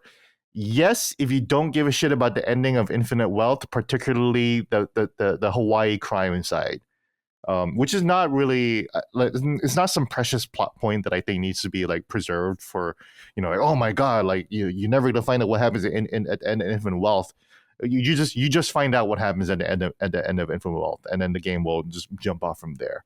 Okay. You also have to know where Kiryu is in his life, in his current situation, in his life. That's about it. Those are really the only 2 things that the game kind of spoils for you. Otherwise, the amnesia angle does make it convenient for people to kind of get to know Majima over again. Right. They do kind of recollect, parts of his life, so you have a deep, a fuller understanding of where he comes from and what kind of character he used to be and what kind of character he could be now. What else? The combat system is fun. You go between the Mad Dog of Shimano style, which is his basic style with his short sword. Mm-hmm. And that one, he can literally summon jutsu clones, Cool. shadow jutsu clones. And that just increases. That just increases the further you go. And then there's the pirate style, which is basically you have a grappling hook, you have a gun, and you have 2 swords. Ooh. And this Hell is yeah. where the game becomes a Musou game, where you can use that style anytime you want. You can literally become a pirate and swing 2 swords and shoot guns in the streets of Honolulu. Is it just like switching between Kiryu's fighting styles, just like on the D-pad? It's just switching styles, just Okay. like in Judgment or Kiryu with Yakuza 0 or whatever. Except it's just 2 styles. So that's why this game kind of falls short in like the best combat of all time rankings. It's still Lost Judgment because Lost Judgment has 4 styles, Mm-hmm. and they're all very diverse and they're all awesome. This one has 2, and they're both good. But it's fairly limited though. But it is fun to walk around Hawaii and just beat people up as opposed to having turn-based combat in Hawaii now. Finally, Yeah. Cool. you can customize Majima to dress whatever he wants. So this is like the first full Yakuza game, which full customization where you can customize his hands. He can wear up to 10 rings. He can equip up to 10 rings, and each finger will have their own stat buff. So like the build quality of Majima in this game is like insane. Like the build possibility is crazy. Why do you need 10 equipment slots for a fighting game like a brawler? It's crazy. Yeah. Especially when they should have done 11 rings, if we're really thinking about it. Oh yeah, what's your Reddit name again, Miss Cochran King. Jeez. Yes, Majima could have been the Cochran King for this one. Talk to me about like the sailing and all that kind of stuff, going around in your boat. Yes, I haven't even touched the sailing. The sailing is crazy. So I have to be straight up. Do not expect the Skull and Bones / Assassin's Creed 4 Black Flag type of simulator game. This was cool, but also a little disappointing. You can board ships. You can board enemy ships once you attack them. Well, let me step back. When you're controlling the pirate ships in Skull and Bones, and I haven't played Skull and Bones, so I'm gonna assume that it controls like Black Flag, right? They're slow, they're cumbersome, they're lumbering. They feel like ships, and it's fairly fast, like in a video game. But there's still the sense of weight that you have to really pull the ship towards, facing the other ship as you're repositioning for attack. Not so in Pirate Yakuza. The ship that you make, which is the Goromaru, is controls like a Mario Kart. You press triangle to activate the fucking rocket checks in the back of the ship, and it just speeds up, and then Majin goes woohoo! Oh hell yeah! And then if you press the opposite direction and circle, then you'll drift, and the ship will just completely turn like within a second, like that. And then so if you're reloading the cannons on the other side, you can just woohoo boost, just do a drift, and then just flip the ship on the other side and just shoot it in the other end. You know. Mm-hmm. You can increase those statistics, so the ship is completely customizable too, all the way from the different cannons. The cannons can be laser guns to flamethrowers. You have a rocket launcher that you can equip. If you go into deck mode, if you press down, then you can just run around on the deck of the ship as the other ship is attacking you, and you can press a button to equip a smoke screen, so the ship will be disguised as smoke screen, so you'll be harder to hit as you're like healing your shipmates, or maybe equipping the rocket launcher, or getting on a Gatling gun and then just doing shit yourself. Also, your ship is manned by people that you meet in Hawaii, that you're recruiting. So you have like a really strong attachment to your crew, because you did a side quest with them. So you already know their backstory. That's good. So now, my ship is just full of like retired hookers and an actress, a failed would-be actress named Nicolette Kidman, because Nicole Kidman is actually from Hawaii. So they put Nicole Kidman in here, and so you can have Nicole Kidman on your ship, retired sex workers, homeless people, and it really gives you like the strong sense of like your crew. Like, yeah, this is my crew. Like, I really fucking picked these people off the street, and now we're raiding ships and getting rich. It's awesome. What else? Just a lot of weapons, and the ship combat's a lot of fun, and it all happens in like these separate maps that don't look like Hawaii at all. They're just like really bespoke islands that just are kind of around, and they have different treasure spots. Here's my criticism of Pirate Yakuza, and it goes to their not quadruple A tier levels of production. As you know, as you might know, Pirate Yakuza made fun of Skull and Bones being quadruple A when they announced Pirate Yakuza, and the tweet was AAAA, which is like pirate, But this game is a little cheap when it comes to the immersion. When you raid an enemy ship, it doesn't. In Black Flag, you'll see the ship actually align with another ship, and it's all happening in real time. And then your assassin will just get off the steering wheel and it just literally run on deck and just run onto the other ship, and that's all happening in real time. And this happened way back in like 2011 or whatever the hell. Like 2013 or something. 2013 or whatever like that. It was a miracle. It felt so cool. Still one of the best gaming experiences of all time. In here, when you raid an enemy ship, when you board an enemy ship, it fades to black and it goes to a cutscene that's prefabricated every single time. You're just gonna see it all the time. The cutscene where they're raiding the ship, it's a cool anime cutscene where they're all jumping towards the ship, like and it freeze flame like One Piece or whatever like that. But I've never seen One Piece, so I don't know what the fuck I'm talking about. No, it's exactly like that. It's exactly like that. If it's exactly like that, then there you go, right? I've watched anime before. I understand anime, but it's the same cutscene every single time. Same with landing on different islands around the ocean. You don't dock into the island and you just walk off the ship immersively, and you start swimming. No, you go into a cutscene, fade to black, and then boom, you're on the island with your crew, and then you just do the mission on that island, which is mostly which is always just fighting dudes. It's just a gauntlet of dudes that you fight, and you get treasure at the end. So the amount of activities that you can do as a pirate is fairly limited and not very immersive. Damn, what a bummer. That's a bummer. Yeah. Kingdom Hearts 3 had a beat, it sounds like, in pirate aspects, just from that one world. Everything was seamless in that game. Really? Can't sail around, That's crazy. Yeah, so definitely this game was made in a short time, and they were able to kind of find shortcuts to kind of replicate the experience, but not quite though. Yeah. So you can still have a good time, and it's still a good time running around raiding ships and getting the equipment and customizing things. and of course, like you upgrade your ship and you upgrade the cabin that you have, so you can have more crewmates. You can assign different crewmates to like different jobs around the ship, which is awesome. Mm-hmm. And each crewmate will have their own unique abilities, their own unique abilities. So if one crewmate will have like a unique first mate ability where everybody's attack will go up by 20%. So you assign that person to first mate, and then you get that bonus or whatever. So you can have different builds of crews and everything like that too. Probably not necessary, because I was able to beat the game no problem with all that. But again, like it's 10 rings of equipment that you don't really need, but there's a lot going on that you can really customize. What else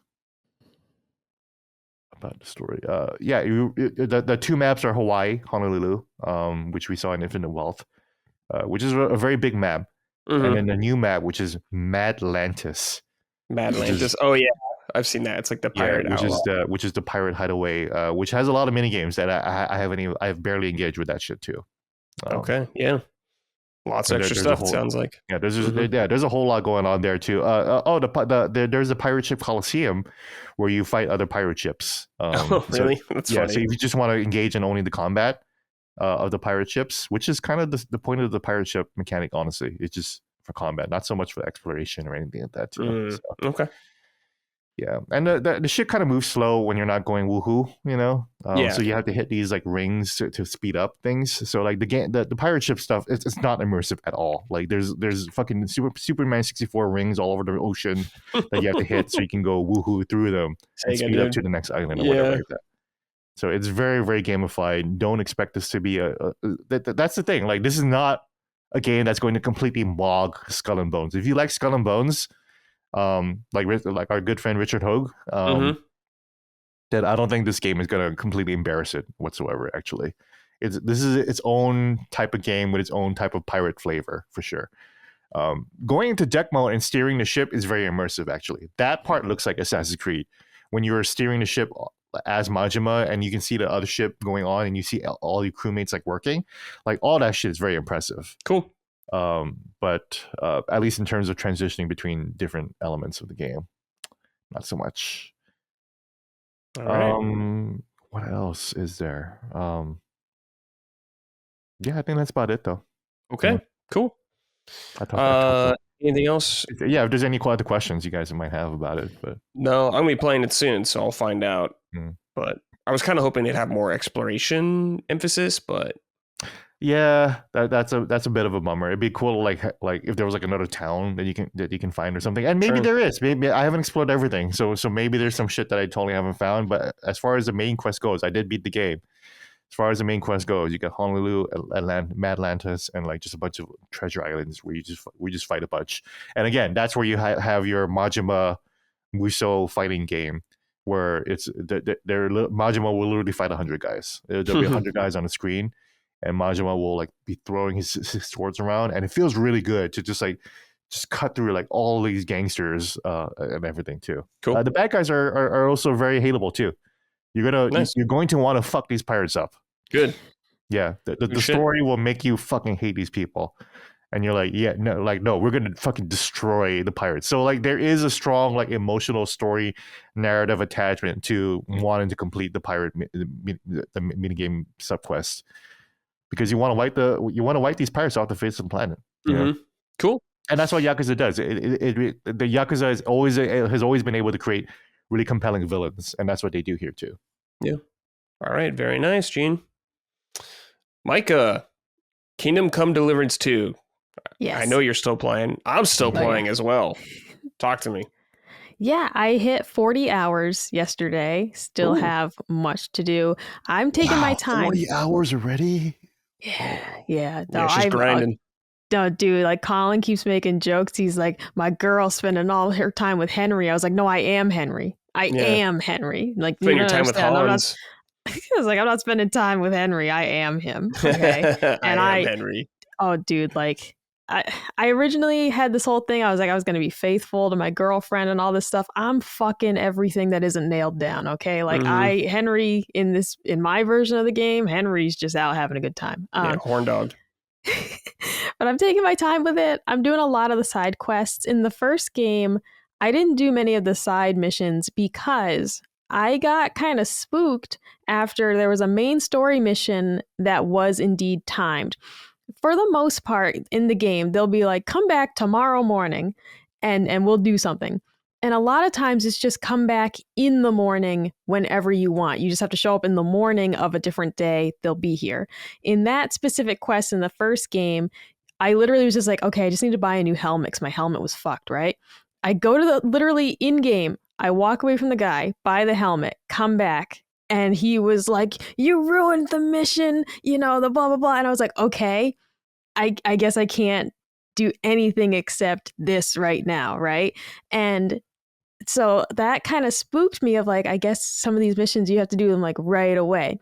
And yeah, I could have Googled like which missions are timed and all that, but then I ended up accidentally seeing some spoilers. So I was like, I'll just play all the main missions.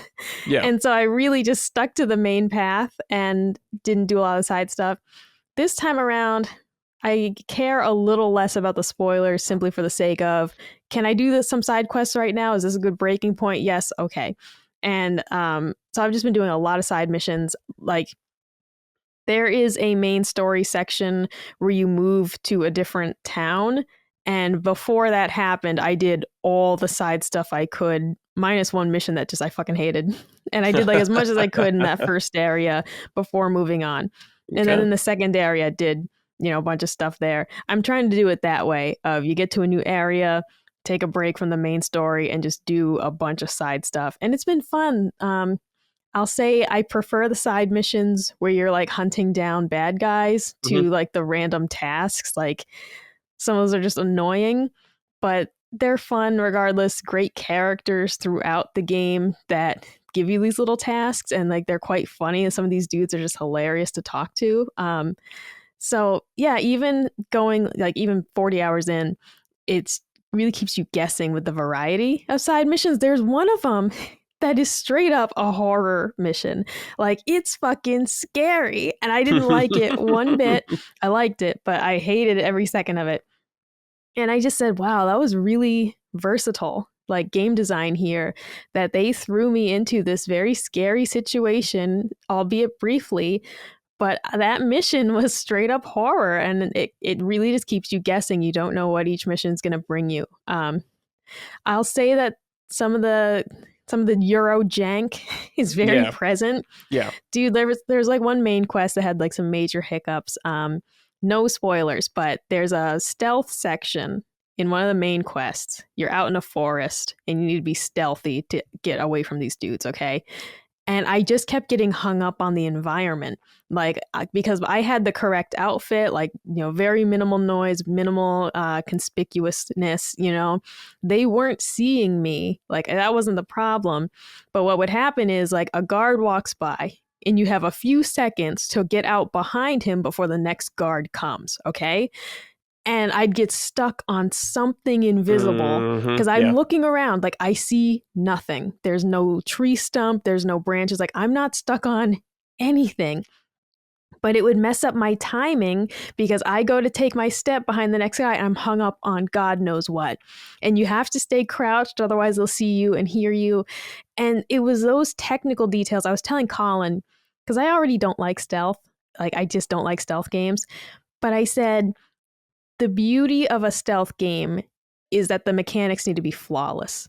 It needs to be perfect because otherwise, what the hell are you doing this for? Like, if you execute something perfectly and the game fucks you over, that sucks. Yeah. And I just have to be very honest and say that as much as I love this game, it is not to the technical specs where stealth works very well. It just doesn't. And I'm getting caught up on stupid things in the environment or the enemies themselves getting stuck on things. And then it's like, I can't progress because this dude is walking into a wall and I can't get by him. And I have to reload the save to just try again. And hopefully this time he stays on his correct path and doesn't get stuck himself. And thank God for the save and quit feature, because like a lot of the Kingdom Come, diehard fans don't like that. But I told Colin, I maintain that this is a video game. As life simmy as some people want it to be, for me, it's a video game. and I'm going to game the shit out of it. So I'm playing the stealth section, and I was saving every like 20 steps because the littlest bits of progress, it was hard. That's funny. Like for someone who really doesn't like stealth and adding in like the technical hiccups that I encountered, it was just a really shitty mission. And I literally would take like 30 steps forward, save, progress a little further, save. I even had a glitch where, I'm just trying to say this without spoilers. Basically, I had to rescue somebody and I rescued them, but then like I was just immediately in combat, and I ended up having to go back like further in another save to undo it, basically, because it just wigged out.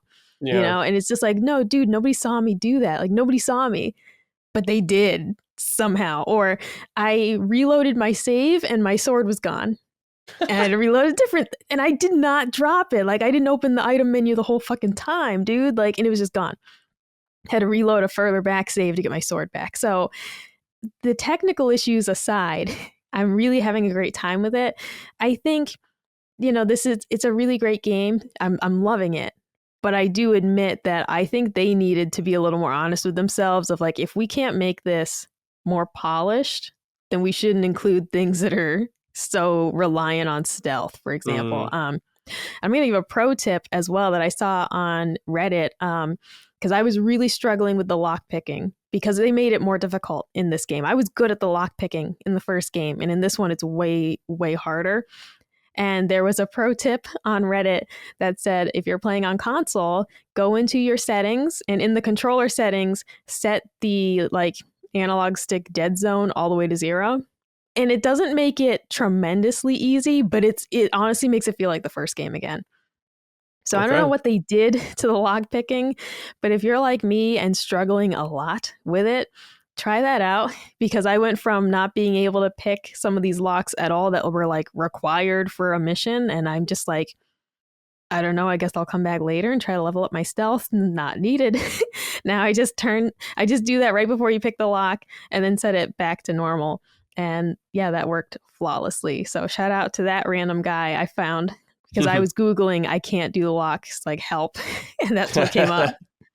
Yeah, I grinded some lock picking, and it helped a lot with opening stuff. So I'm happy I did that. Yeah, the tricky thing. So in the first game, there is a practice chest that you're just allowed to use, and you will not get in trouble for opening it repeatedly. And that was super helpful. In this game, I don't know if they gave you a practice chest somewhere. That's like, at least I don't know about it. So it's like you have to not get caught. And the thing about this game as well, in the first game, people would hear you lockpicking if you failed, but they usually didn't hear it like while you were lockpicking. In this one, your lockpicking is so loud, people will hear the noise and they'll be like, what's that noise? Like before you failed, right? Mm-hmm. So just actually getting practice in and not getting caught is trickier in this one. And the thing too is like, you might find like a bandit camp in the woods, but it might be a very hard lock. And it's like, you can't even practice on that. Like you have to find easy ones because your lockpick will just break instantly, right? Yeah. So yeah, that part is not as friendly to new players for sure. Right. And this tip has just made it way better because I fucking hate stealth. and as much as I love this game, that's my least favorite part of it. Yeah, cool. Yeah, I agree with you on some of the jank. I've gotten stuck on stairs many times where it's just like an invisible wall. I literally have to like go all the way back down the stairs and then just come back up it. There's nothing I'm stuck on. You just literally hit a wall. Yeah, in the middle of the staircase. There's nothing there. Sometimes Henry just like won't jump over anything. I'm like, just jump, Henry. Jump. Just jump, Henry. There's nothing here. Just jump. Yeah. Exactly, dude. I can't tell you how many times I've died in a fight because, okay, here's a great example. One of the techniques when I'm like early in the game is like when you need to take out like a bandit camp, okay? Get out your bow and arrow and just attract the guys towards you and just start walking backwards and firing arrows at them. Works really well, usually. Mm-hmm. But there was one area, there was nothing in the road, but he kept getting stuck on something. And I'm just walking up this like dirt road. There's nothing there. Every time he would just get stuck on something. I just had to change my strategy and not do that in that area. But there really was no reason why I couldn't just walk backwards, but for something he just kept getting stuck. Yeah. It's got some problems like that, but overall I think the game's very good. I'm 30 hours in, I think, or like 33 hours in, and I think it's very good. I really like it a lot. Especially, I haven't even played the first one, so I'm still having a really good time. Cool world, cool characters, combat's fun. So, yeah, you can do a lot of fun stuff in that game. Yeah, the story has kept me guessing so far as well. They really do have some excellent moments of you getting to know like the different people in the world, and it kind of motivates you to do little side tasks for them because you're like, yeah, I like this guy. Let me help him out. You know, I like that aspect a lot. The story is excellent and the characters are great, like you said. And I don't want to harp too much on the technical problems because they're not so bad that I wouldn't play it. Clearly, they are not happening constantly. It's just that when they happen, it's frustrating because this game isn't the easiest in terms of combat. So when you do like fuck something up like that and it wasn't your fault, is just infinitely frustrating. But the reality is that these issues are not happening frequently. I wouldn't recommend the game if I was like, no, it's broken and every 10 minutes I encounter a problem. It's not like that at all. Most things have been minor annoyances, like this town, I was just in it. Then they just started calling me a murderer. And I was like, wait, whoa. I was like, I didn't kill anyone here. Then they I got in trouble. I was like, dude, what's happening here? Yeah, so I forgot to mention that in my notes. There is something wrong with the felon system. Yep. And I noticed it because I opened up my minimap and it said I was a felon in this town that I had not been to in several in-game days. And I was like, I haven't done anything. And then I opened up the map a few minutes later, like in real life, and the felon symbol had moved to a different town that I also hadn't been to in a long time. It literally was just moving around the map. Now, the thing is, so long as you just don't go to that town for a while, the felon symbol will fall off. Right. And then when you go back later, it should be fine. But it literally was just going town by town. I had done nothing in any of these places. And I was just watching it like move around the map. Every time I moved, like opened up the map, the felon system was on a different location. So I don't know what the hell that was about. And that hasn't happened since then. But I've also had issues where somebody will be like, get out of my house. I leave and the symbol still says I'm trespassing. Yeah. And like, you know, like it doesn't go and nobody's getting mad at me, but it is stuck on screen. I'm in the middle of the street and like it says I'm trespassing. Little things like that do happen occasionally still. Yeah, I went to a merchant and he was like, murderer, and he like ran away to tell the guards and I hid for a second. Then he walked back in and I just went up to him and he's like, what can I get you, stranger? And I'm like, okay. All right, dude. Cool. So they got to work some of that stuff out, but it's still a great game. Really good. Yeah. Really enjoying it. All right, guys. Let's get back on to some news topics right here. Unless you got anything else, Michael, you want to talk about. No, I do still recommend it to people. I'm having a blast. And Gene, you got me really excited about Pirate Yakuza. I should be picking up my copy this Thursday, but we're expecting snow tomorrow. And so I'll have to see. I might not be able to get it till Friday. Is it GameStop? I should be expecting snow. Cool. It's GameStop. Yeah. The manager called me to tell me they had it. Okay. We'll see. We'll see if they still have it by then. Exactly. Yeah. I'll also be streaming Thursday, tomorrow, I guess, if you're listening on the day of the release. Okay. But I'll be streaming my Pirate Yakuza tour of Hawaii. Cool. So, and just kind of go over some of the game mechanics or whatever. So, cool. All right. We'll keep an eye out for that, everybody. All right, guys. This pleases me. Final Fantasy Cross Magic: The Gathering. They finally revealed a bunch of stuff for it. I might have to buy some Magic cards, man. Yeah. I know. I sent these to my brother too because my brother gets Magic cards, and I was like, oh shit. Fuck. So they got a bunch of cards here. They have like T-Disc cards, Cloud card, Cloud X Soldier. It's like, man, how did I not get that? Y'shtola, T-Disc, all this stuff. There's like a Terra card. Really nice looking cards. There's a bunch of sets coming out as well, like box sets.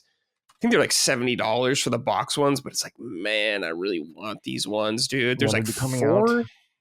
They come out in like June, I believe. Okay, so let me see. Yeah, let me see if I can. Yo, Terra looks fucking gorgeous. Yes, I think there's only 4 games they're doing right now for like the box sets, at least.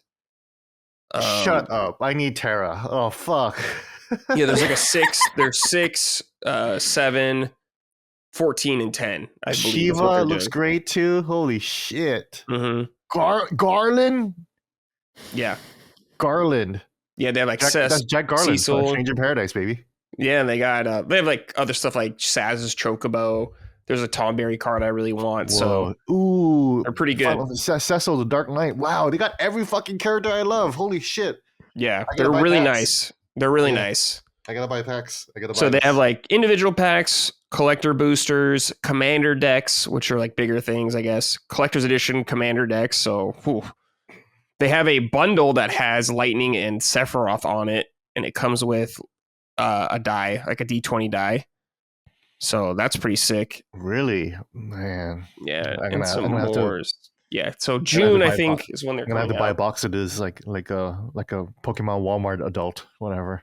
I know. You're gonna have to fight some people. You're gonna be throwing so. elbows at Target trying to get these. You can pre-order them on Amazon. I know right now already. So if you're interested on them, so like they have like a 2-deck thing that's really cool. It comes with 2 decks, and I think it's Cloud and Sephiroth. It's $20 for 2 decks. So you got that right there. See, that's why Final Fantasy doesn't make enough money, because they think they're too good for the Walmart crowd. You know, that's why Pokemon makes some money, because you have all the poor people fighting over it and like writing over it. Mm-hmm. And meanwhile, Final Fantasy is like, check out our collaboration with Louis Vuitton. You know. Yeah, I'm gonna buy this Magic the Gathering Commander deck too, because it's the Cloud one. So I kind of need that. Here, I can put a link right here if you want to see IGN, all the stuff. And Micah, this might be a little easier to see actually than that IGN article I showed earlier. But Amazon, a whole store page on Amazon. Fuck. Yeah, but you can get some of the commander decks. Like you can get the one with Terra if you want. So there's Terra for the commander decks. There's currently Cloud available. Do you think these are sold out already or no? No, well, there's some of them are. If you scroll down the commander decks, the normal ones aren't. Like there's the limited edition commander decks are sold out. What is a commander deck? I'm not exactly sure. I think it comes with like a couple sets, perhaps. I'm not like a huge Magic person anymore, so I don't really know. Dude, if you go on the Amazon listing and it says what's in the box, card. Literally is card. Yeah. Because it's like, what's the commander set? It just says what's in the box card. The starter kit is $20, but the commander kit is $70. Yeah. Jesus. Yeah, I should actually ask my brother. He would know. Yeah, I don't know the exact difference. Yeah. Give him a call I need right someone now. who's played Magic the Gathering in the last 30 years to help me guide through this, because I haven't played fucking Magic. But yeah, if you're curious, the $20 thing might be not a bad way to get into it. I might just get that. I guess. The starter kit. Yeah. It's not bad. It looks like comes with a foil Cloud and Sephiroth, perhaps. So that's really nice. Those bastards. I'll just do that right now, just to get it out of the way. Yeah. $20, not a big deal. Yeah, fuck it, I'll get it too. Yeah. Thank you. Shopping online, live do I want the commander deck though? Dude, though, it reminds me of sometimes on QVC, the host will really want something before it sells out, and like they always have their cell phone like on set, but like with a producer, and they'll be like, "Mark, order that for me." Yeah, like the producer reordering them stuff while they're on air. Like always makes me laugh. That's funny. Yeah, for sure. They might be lying, but oh man, look at this Moogle merchant card. Look I know, they're so cool. Moogle cards. What the fuck? All the different art styles. You even got Yuffie in the original art style too. Yeah, I know. Shit, dude. Whoa, and the Dragon Quest, or the first, the Elder Dragon, not Dragon Quest, the first Final Fantasy. Oh fuck, dude. Yeah, they have like a mono art on these cards. Yeah, some of them. Yeah, they really crushed it for this one. Yeah, Jumbo Cactar. This is perfect because I just started getting like really nostalgic for the Marvel Universe cards back in the 90s. Yeah, I had a lot of those all the time. Yeah. Like just the feeling of opening a booster pack and you have no idea. Like it's gacha. It's American gacha. That's what it is, you know. Oh yeah. Yeah. Dude, Beanie Baby cards for me when I was a kid. I fucking loved those, and they had the embossed Beanie Baby cards that you get occasionally. Those are like crack. Yeah, all right. Well, I just bought the Cloud Commander deck, so there's that. Yeah, see, I don't understand why people are so against gacha, and they're like, oh, but I gotta buy this fucking card, the baseball card, you know? I'm actually gonna play this with my brother, though, next time I see him, though. So I'll get some play out of it. It's funny. He tells me he collects all these cards. He's like, yeah, I have all the Magic, but none of the Gathering. He doesn't have anyone to play with. It's like, damn, dude. Just hawked up on mana and that's it. Yeah. It's like, yeah, he has so many Magic cards. It's crazy. He can't tap any of that mana. No. Nah, man. Yeah, these are fucking sick. That's hilarious. Me and Gene got influenced real quick. I guess I can go to like the local like game store, whatever, like the tabletop Yeah. store, and try to figure it out. But I don't want to fucking do that. I don't want to Go to the store, actually. Yeah, I don't want to get to know these people. So. Yeah, because I saw the new Gwent card set available for sale at the IGN store, and I love Gwent in the Witcher 3. But I was like, I don't know, as cool as this would be to own, I'm not going to play it. I'm not going to get Colin to sit down and play Gwent with me. So if I saw that like 3 years ago, I would have been like, hell yeah, I'm buying it. And at this point, I'm like, yeah, I don't know. I'm not going to use it. I'll just boot up Witcher 3 and go play the Bloody Baron in the middle of the night, wake him up. It's time for Gwent. It's time for Gwent, bitch. That's awesome. He was excellent. He's like one of the best people to play against. Horrible person. Really great Gwent player, though. Mm-hmm. All right. I think the commander deck comes with 100 cards or something. I think that's what they're saying. So that's what I'm getting, I guess. I thought you were calling Colin a horrible person. And I was like, why did you marry him then? Horrible person, really good at Gwent. That's my husband. That's the only quality, very unexpected quality in Colin. Yeah. All right. Let's get out of there before I start buying more cards. Marvel Rivals news. We had some breaking news also this morning about that kind of stuff, but I had this from yesterday. But Marvel Rivals dev open to Switch 2 port and layoffs. So this is from Video Game Chronicle. This whole thing. Following the reveal of the Nintendo Switch 2, fans have speculated on whether or not the game would come to the handheld platform, especially in the wake of the popularity of the Nintendo Switch version of Overwatch. At the DICE Summit in Las Vegas, IGN asked NetEase about the possibility of the game being ported to a new system. And he commented right here, quote, We're already in contact with Nintendo, working on some developer kits, said Marvel Rivals producer Wei Kong Wu. And whenever we find that we could provide great performances for our game on Switch 2, we're open to that. The reason why we didn't launch it onto the Switch, it was the first generation of that device that cannot provide a great experience for our gameplay. So if we could achieve that goal, we're open to that. So it looks like they want to bring Marvel Rivals to Switch 2. Humongous game. So it makes total sense to me.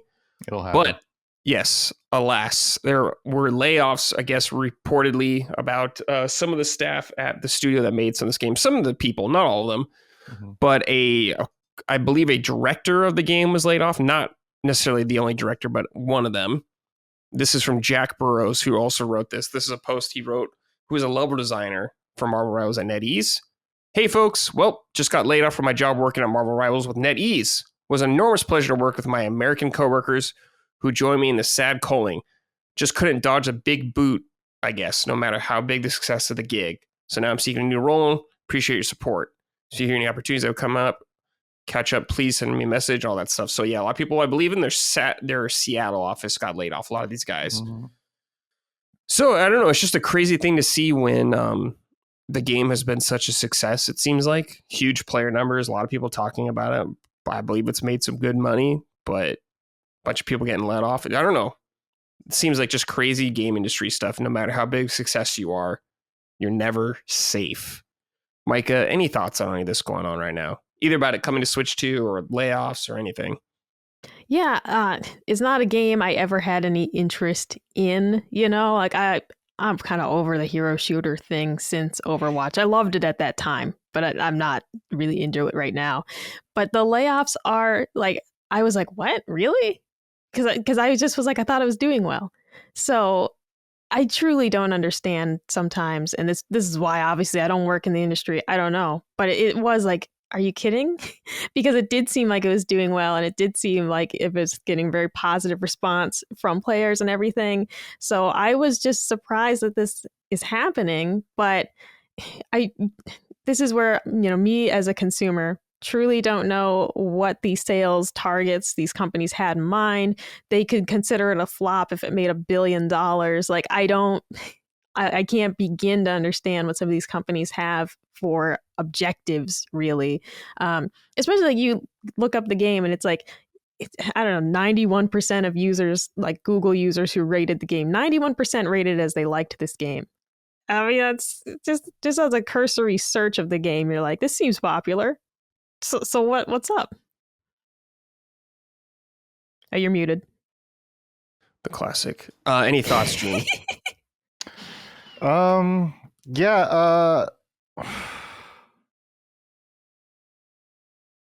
Not much else to say, I guess, other than like this doesn't bode well for the project. I think to kind of cut costs this early. And I'm seeing reporting from Nick Calandra, our friend over at Second Wind, that it was 6 people. So that's not even a lot of people. No. But some of these people do seem important. One guy was a level design mechanics person, so he was, and they were coming up with all kind of gameplay mechanics for the game, which is important. That the gameplay mechanics and level design mechanics are 2 reasons why the game is so popular and so unique and so good. Actually, I think I'm not playing Marvel Rivals, but I played a little bit of it. It's very good, very very brilliantly designed game. Mm-hmm. And I guess they had part of that, and they were just sacked. And I don't know. To me, Marvel Rivals smells like multiverses to me. It has a stink of multiverses. A really popular project that you think would really really do well, but is managed very poorly. Has a lot of poor expectations, and is kind of created in a cynical way. Honestly, let's be real. You're just kind of putting IP in a game in a well-established genre that you're just ripping off, and you're trying to make a lot of money off of that. And if your intention is to only make a lot of money, then you're never going to be satisfied. And then so I think that will doom the project eventually. Yeah. And look at Multiverses. Multiverses is a piece of shit right now. It's dead. And I as soon as I saw Multiverses, I was like, I'm not fucking playing that game. I'm not touching that shit at all. And it was weird to see even like a lot of my friends who I respect, like really like cape for Multiverses, and now they're all caping for Marvel Rivals. Everyone is caping for Marvel Rivals. Check back this clip and see maybe a year later when Marvel Rivals shuts down or whatever. Very crazy. See how that goes. I don't know. I could be wrong, but to me, this smells like multiverses to me now at this point. Interesting. It's been smelling like multiverses, and when this happened today, I was like, oh, that stench has only gotten a lot more rancid today. Yeah, we'll see how it does, but shout out to everyone that got laid off. It's a bummer. Yeah. I have so much sympathy for them. I think I see a lot of people say, well, it's just like the Western dev team, and it's like I think the Western dev team had a lot to do with the success in the West. Yeah. Yeah. And like especially since Marvel characters are made by Western people. Yeah. Right. The appeal of it, and maybe a more cynical way to look at this is like, well, maybe the project is viewed as like wildly successful, but they're like, well, we could trim some of the cost and now coast, right? Like maybe we don't need all these people to continue the support of the project, which is a very cynical way to look at it, but also how big business works. So maybe this project is viewed as a success by the company, but they are just trying to trim excess costs for the maintenance of it now. I don't know, but that it sucks. Yeah, totally. All right. Well, we shall see if the story evolves more, because it happened just before the show. So yeah, it just shows that the games industry seems like more of a gig work than anything else. Temporary gig. Yeah. Yeah. You just go here, you go there, bounce around. Yeah. Just putz around for a bit, work on this game, work on that game, and get laid off, lose your job once the game's over. It's very rare. I feel like the story of Neil Druckmann starting from an internship and becoming fucking president of the company is going to become rarer and rarer these days, because people like Neil aren't sticking around, Yeah, we'll see. All right, guys. Last bit of news right here. Kind of confusing, but we'll go into it. The Anti-Palworld Patent update. So Nintendo's been fighting with patents, particularly aimed at Palworld, because, look at Palworld. Anyways, I'm going to read this from Insider Gaming, this whole rundown from them. Nintendo and the Pokemon Company recently received a new patent in the United States, which could help their lawsuit against Palworld. According to a report by GamesFray via Game Rant, Nintendo and the Pokemon Company recently acquired U.S. patent number 12 million something blah blah blah, which helps them fight Palworld in different countries. Players must first learn about the previous patent, published on December 31st, 2024, to understand the new patent. On December 31st, 2024, U.S. patent number 12 million blah blah blah was acquired by Nintendo, where the company outlined a, quote, first mode and a second mode, end quote. In the former, players would use a catching item, end quote, to produce a field character, and in later, a fighting character is released to engage in a battle with a field character. It was speculated that Palworld changed how Pal spheres worked in the game when Nintendo was in the process of publishing this patent. As well, all parties were informed about it a month before it was published. Now, Nintendo acquired a new U.S. patent, number 12 million, blah, blah, blah, on February 11th, 2025, and it was very similar to the one they published at the end of the last year. However, some different terms were used in this patent, where field character has been replaced by virtual character and catching item with obtaining items, a displayed indicator for likelihood of success. For obtaining virtual characters was mentioned too. Lastly, any mentions of the first and second modes were removed. So now Nintendo's new patent helps their lawsuit against Palworld. The report reveals that with the first patent, Pocket Pair argued that there wasn't a clear separation between first and second mode in Palworld. With the new patent, Nintendo removed the distinction between these first and second modes and added new terms like virtual character and obtaining item to increase their chances in the patent infringement lawsuit. Moreover, Nintendo and Pokemon Company are not slowing down in their battle against Palworld. To help with the reject claims, their attorney has requested an interview with the patent examiner of February 8th, 2025. So, Nintendo ain't stopping. They're fighting tooth and nail against Palworld and all that kind of stuff right now. But I brought this story particularly because a listener wrote in called Peter K. Hi, Brad, Micah, and Gene. I've been seeing some clickbait headlines lately saying Patent Office rejects Nintendo's patent claims regarding the Palworld lawsuit. As a U.S. patent attorney, I get frustrated at armchair attorneys who have very strong opinions about a complicated legal process. The TLDR version. This is normal and exactly what Nintendo and more companies want. Rejections are just the beginning of negotiations with the Patent Office, and Nintendo and the Patent Office will go back and forth a few times until the Patent Office is satisfied with Nintendo, or satisfied that Nintendo has claimed a valid invention. I respectfully ask anyone who has strong opinions about this to politely stand down and talk to your friendly neighborhood patent lawyer. So, I don't know. What do you guys think about this whole thing? Like, so Nintendo is going for the fences on this kind of stuff, and they know they're going to have to go back and forth to the Patent Office and all that stuff like that. I don't even know what to think about this. A lot of this is over my head. I'm not a lawyer. I don't understand necessarily. So I'm not an expert on this. I'll leave to people like Peter K. who actually know what they're talking about. But what do you think about all this, Gene? All this craziness going on with Nintendo fighting against Pocket Pair? I can't comment on the lawsuit, but I will support what Peter says. That if people were reporting that, then that is wrong.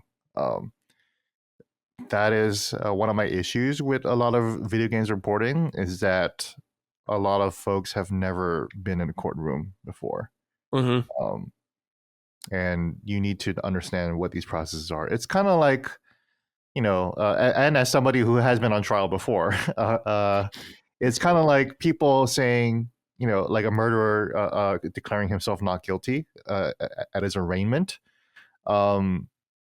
Declaring yourself not guilty doesn't mean you think you didn't did that shit. The declaration not guilty is formal. It's just part of the process. Mm-hmm. Just like rejecting something is just part of the process. You just need to get through it so you can get through the rest of the process.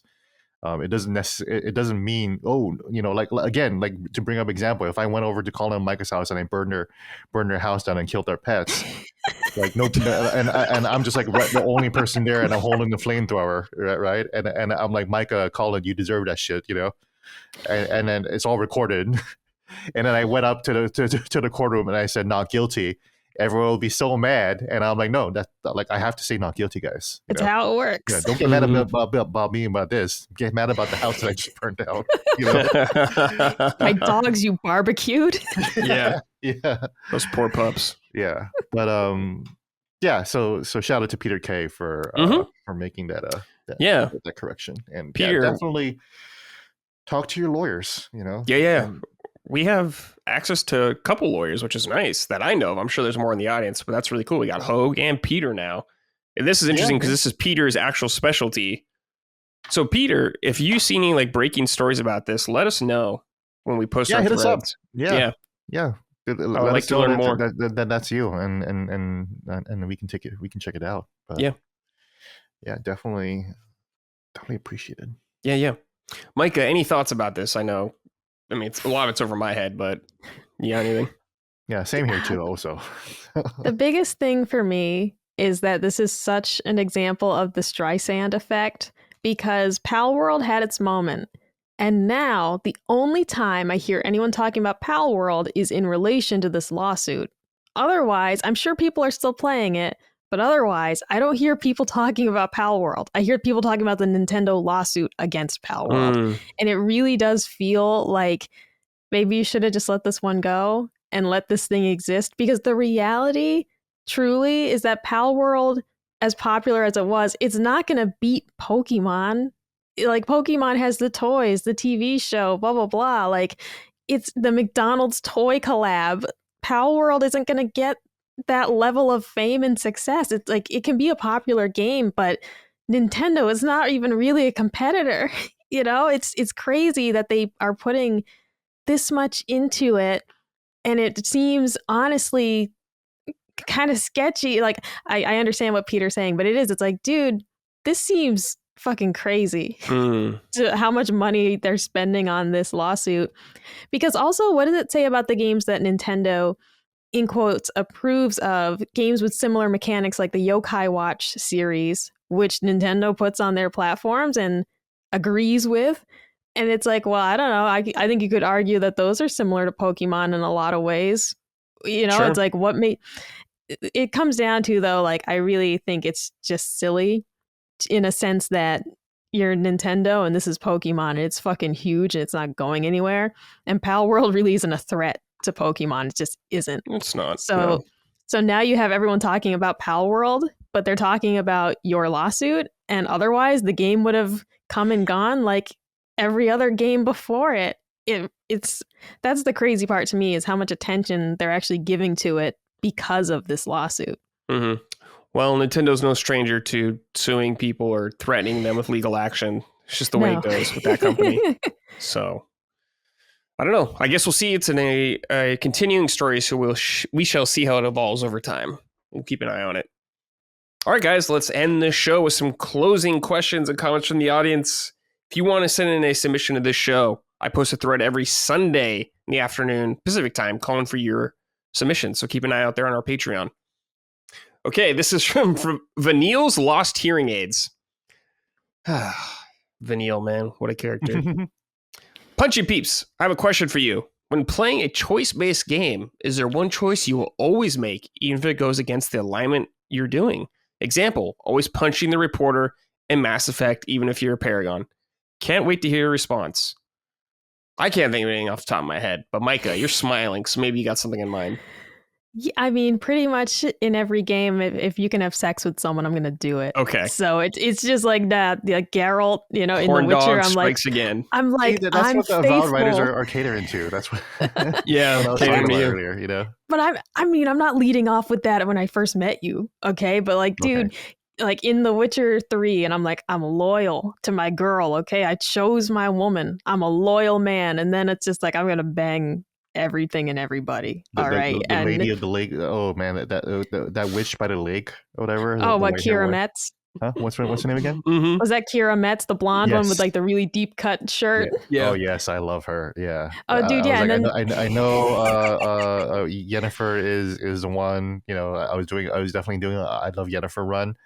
But as soon as Kira showed up, I was like, well, I'm still looking for Yennefer. Come on, guys. Exactly. Like, I mean, it's just like, because in my head I'm like, well, it's just a game, and I don't have to actually. That was be the only time I faithful really this wanted to person. have sex with somebody in a game. was Kira. So actually, Obviously, of course, I forgot her fucking name, but yeah, you know. that's the funny thing is I hate the sex scenes in games. Like every time Henry's banging somebody, I just literally like let me scroll through Twitter for a second. I'm like, I don't want to see this. Like it's awkward and horrible. But there's something about it where I'm just like, I just can't. I don't want them to feel bad. They offered, okay? Like she offered. Yeah. I feel bad saying no. So I'm like, all right, I'm just never going to say no basically because I'm like, well, I feel bad. She already took her shirt off. There's a scene, I'm not going to spoil it, but in Kingdom Come Deliverance 1, there's this like woman who basically like throws herself at you and it's like, well, what am I going to say no? I'm not trying to make her feel bad. I don't want her to think it's her and not me. So I'm like, all right. That's so funny. But the whole time I was like, I don't want to do this. The psychology behind Micah sleeping with characters. Well, I don't want to make them feel bad, even if I don't want to. It's so funny. They offered. So there's the controversy in Kingdom Come Deliverance 2 regarding that you can, romance a male character. Yeah. And I told Colin, I was like, I'm not going to go out of my way to do that. But if I happen to like accidentally make all the right choices, I'm fucking that guy. Mm-hmm. All right. Like I'm not, you think I'm not going to, if I find myself there by chance, it's what will be will be. Yeah, that's right. But I'm not going to the bathhouse and purchasing a woman every time. I'm not doing that. But in the story, when you have the opportunity to bang somebody, I'm taking it. Sure. Take that opportunity. All right. Let's see here. This is from Sean Mason. Hey, Puncher Uppers. I was checking my most played games on the Switch and was stunned to see that I've racked up over 850 hours in the NES Online app, mostly playing Dr. Mario. I knew I played it a lot, but seeing the numbers still blew me away. That got me thinking, what's a game on Switch or any platform that when you look back, you can't believe how many hours you sunk into it? Best, Sean M. My answer is easy. Assassin's Creed Unity. Oh, man. That's funny. For some reason, I spent 700 hours in that game. So, what? 700? Yeah, how? No idea how he did that, but yeah. I played the shit out of that fucking game. I love Assassin's Creed Unity. I keep telling people it's the best Assassin's Creed game. Dude, I don't know. Maybe it's not 700 hours. Maybe it's like 500 hours. But that's still too many. It's definitely easily above 300 hours. No problem. Which is still a lot. Like even if I said 300 hours for Assassin's Creed Unity, that's still a lot of hours for Assassin's Creed Unity. Yeah. Yeah. That's crazy. Zelda on the Switch, it's definitely Zelda. Probably either Breath of the Wild or Tears of the Kingdom. Breath of the Wild, definitely. I got half of the fucking Korok seeds, so that was about like a good 250 hours. Yeah, for sure. And that's not even including the run I did on the Wii U. I beat the game on the Wii U too. So yeah. I think it's Breath of the Wild for me on Switch. I played it 3 times. I've beaten the game 3 times. So why? Because I like Zelda, Micah. There's more things to play, Brad. It's like you're acting like you're a serf, and you're like, I only get one game every 10 years. I gotta play it. For Zelda, we're close to that. That's what it feels like. That's exactly what it is. Yeah. There's a million games to play, Bradley. There's a million games. I still play a million games. I don't want to be lectured about playing more games from you, Micah. Okay. I play games once. I love them and leave them, and that's it. I know. All right? Yeah. I don't do that. You're not loyal. You dump and run. Yeah, well, some of the audience is making fun of me. They're like, oh, Gene's tired of Souls-likes and Gene's tired of blah blah blah, but he'll play 200 hours of Yakuza. And I'm like, yeah, no shit. I'll play 1,000 hours of Yakuza. Mm-hmm. That's the kind of game player I am. I don't really seek the new thing. I like playing the game that I like, which is Yakuza, which is Resident Evil. I play those games a ton. I'll replay Zelda a ton for sure. Dark Souls, obviously. Mm-hmm. I'm still fighting myself not to start a new run of Elden Ring again. Why should I play fucking Elden Ring again? Yeah. And then I see everyone playing Night Rain, and I don't have Night Rain, and it's like, oh well, I could just play Elden Ring. It's still the better game. It's gonna be the better game. I could just play the better game now. Yeah, I don't get to be a Birdman, which is you don't get to be a Birdman. You don't get to roll with your homies as easily. Yeah, but yeah, I don't know. Micah, can you think of a game you've played a ridiculous amount of time? No, I'm she just just moves on. Or without realizing it? no. I mean, Witcher 3, I easily put like 200 hours in the How many max. I times was did you on my beat? How many times did you beat it? I beat it twice, and then I was halfway through my third playthrough. Oh, don't you dare lecture to me Yeah. about playing Breath of the Wild 3 times. But Yeah, there's you different play Witcher choices. 3 the same amount I have now at this point. That's crazy. There's So, choices sorry, in go Witcher ahead. 3. Choices all like I'm right? gonna bang Yennefer or Triss this time, or Yeah, I'm gonna bury yeah, that exactly. ghoul, No, or dude. Okay, I yeah. let him Like go. first playthrough, I went with Triss. Second playthrough, Yennefer. Third playthrough, I don't remember because I moved and I stopped playing. But there's choices in there and there's different outcomes. But it's literally the only game like that I've played. Well, you know what? I've played Last of Us like 5 times, but that's really short. That game's really short, and I was going for the platinum on that. That's different. But no, the Oh, you know one where I that got the 700 hours number? I think it's from Kanye West, because Kanye West has played 700 hours of The Last of Us Part 1. Oh yeah, that was like yeah. Oh God, Kanye West. And I'm like, how the Whatever. fuck do you play 700 hours of The Last of Us Part 1? How, dude? Like, Not even The Last of Us since the PS3. Like, maybe we played 700 hours of The Last of Us since the PS3 days. This is his fucking PS5 counter. Like, the game just came out last year. it's nuts. It's nuts. He's just walking around enjoying it, I think. But Yeah, there you what go. came to mind for me was the Harvest Moon: A New Beginning game on 3DS. It's still not even that crazy, but I played over 100 hours. I think it said like 130 hours was my playtime on that. And those games just like I get so hooked. When I was over the Christmas break playing Story of Seasons, Trio of Towns, I played like 40 hours of it in 2 weeks because Wow. I have a problem. And it's why I don't play those games except when I'm on vacation, because I go into this mode where it's like I must do my tasks and like I can't think of anything except my tasks. And yeah, it's a problem. It's Animal Crossing type games, same deal. Like it gives me anxiety almost, but they're so fun. They're so fun and so good, but I can't allow myself to get sucked into those.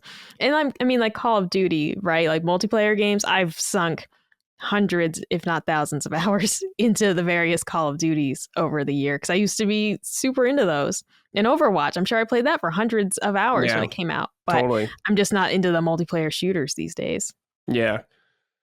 I'm trying to think like multiplayer shooters that I played the most. It's gotta be Overwatch or Team Fortress 2. Like this is not a lot, but Team Fortress I have like over 300 hours, I guess. So it's pretty good. But by far the most I've ever played, and it's not surprising, is World of Warcraft because my count's from 20 years ago. So I have like over 100 days on that playtime, and that's nothing compared to people. Nothing. All right, let's see here. This is from Neo JD. Hey, gang. With Ichiban and Dave the Diver soon, what other crossovers would you love to see Yakuza do? P.S. Gene, I see you killing the Valentine's Day pick. Mr. Milkchick would approve. Okay. Mike, let's start with you. Yakuza crossover, what more do you want to see? Animal Crossing. Okay. It's pretty How cool. cute. That would be How pretty cute good. would it be if they came to like visit your town, or if they had their own little island and you could buy stuff from them and play mini games? Like what? Okay, you go to the Yakuza island and there's a karaoke mini game, and like that would just be so much fun. I just seeing Ichiban in like the Dave the Diver pixel art made me say, where else would I want to see him? Like in what art style? And Animal Crossing, they'd be so cute. That would be, and get rid of KK Slider. He's out of the picture. We don't need him anymore. We have Majima singing karaoke, 24-hour Cinderella, the best Yakuza song that there is. So yeah, that'd be my pick. Do you want them as human form or do you want them as animals? Oh no, like they'll be like little people. Yeah, Okay. they'll be little village people. You don't want them like you are as the player. You don't want like Kiryu to be like a little dragon or something like that. Saejima to be a little bear. It would be cute, but it's not what I'm after. Okay. Like I want Majima in his little boots, and he does this little Animal Crossing style dude to be so cute. Okay, that's a good pick. Gene, any thoughts? Yeah. Probably like a side scroller beat 'em up, River City Girls. With even though the River City heroes, Kunio already look like Kiryu. And there's already there was a free beat 'em up game called Streets of Kamurocho. That wasn't actually very good, unfortunately. Right. definitely doesn't compare to like something like Streets of Rage. But yeah, I would like to see them in like a Streets of Rage or a Final Fight or something like that. Yeah. Sonic Racing Cross Worlds for Mhm. sure. Mm-hmm. You know, never really seen these guys drive, but Kiryu is an accomplished taxi driver. Yeah, that's true. Yakuza 5. And That's true. And he does drift and boost in that's what the pirate Yakuza ships are. They're just Yahoo! Kiryu's fucking taxi cabs as a pirate ship now. That's what Mhm. it is, going woohoo, and he just Yep. zoom past everyone. That's right. But yeah, thanks for the happy Valentine's Day. I had a good Yeah. Valentine's Day. So trying to put myself out there more. Yeah. Put Kiryu and Majima in Elden Ring Night Ring. There you go. They can be bosses or player characters, whatever. You can pick Miyazaki. Have fun. Yeah. Oh, of course, obviously, them in a fighting game, it would have to be Virtua Fighter, you know. Sure, yeah. Makes sense. Sega and all that. But putting them in Tekken would also make sense too. But, you know, Sega and Bandai Namco probably won't do that. So right. Well, Kiryu can't fight women, so that's true. It's literally it's a way to. Well, it's honestly the mildest of spoilers for Yakuza 7. Okay, because there is a fight eventually with Kiryu, and a way to cheese that fight is to load up your party with women because he won't touch them. That's and they really can just, funny. I didn't know that. Oh, dude, yeah, because I had 2 women in my party anyways, and then I was just like, this is easier than I thought it would be. And I went online and it was like, that was a cheat that people did, was like, he won't touch the women. And so they can attack and they can do all their stuff and he won't even look at them. So he's only attacking the other party members and they're just like free. And I was like, yo, I didn't even do this on purpose, but that was fucking awesome. That's awesome. I didn't know that. So cool. What the hell? Wow. That's crazy. Yeah. All right, final question here. Hello, punching gooners. Capital G in that gooners. Hope you're all doing well. Colin mentioned he was probably going to play Metroid Prime 4 on Switch 2. What is the probability that we could have him join a spoiler cast on the game when it releases? Could this be the way Brad finally hooks him in on Nintendo Crack once again? Keep punching up, y'all. No, this will not hook Colin in. No. Yeah, but if Colin finally plays a Nintendo game, we're definitely getting well on here. So yeah, if he actually plays Prime 4, yeah, we'll 100% do a spoiler thing with him. That was fun. Well, I want to do one anyways because it's gonna be exciting for Metroid. I haven't Prime listened 4. to that summon sign of you guys talking about Nintendo because he's not biting because I don't want to be triggered. He's like, oh, maybe I'll play Metroid since Micah's gonna get it or get a Switch 2. Mm-hmm. I was like, just fucking play some games. It's like, nah.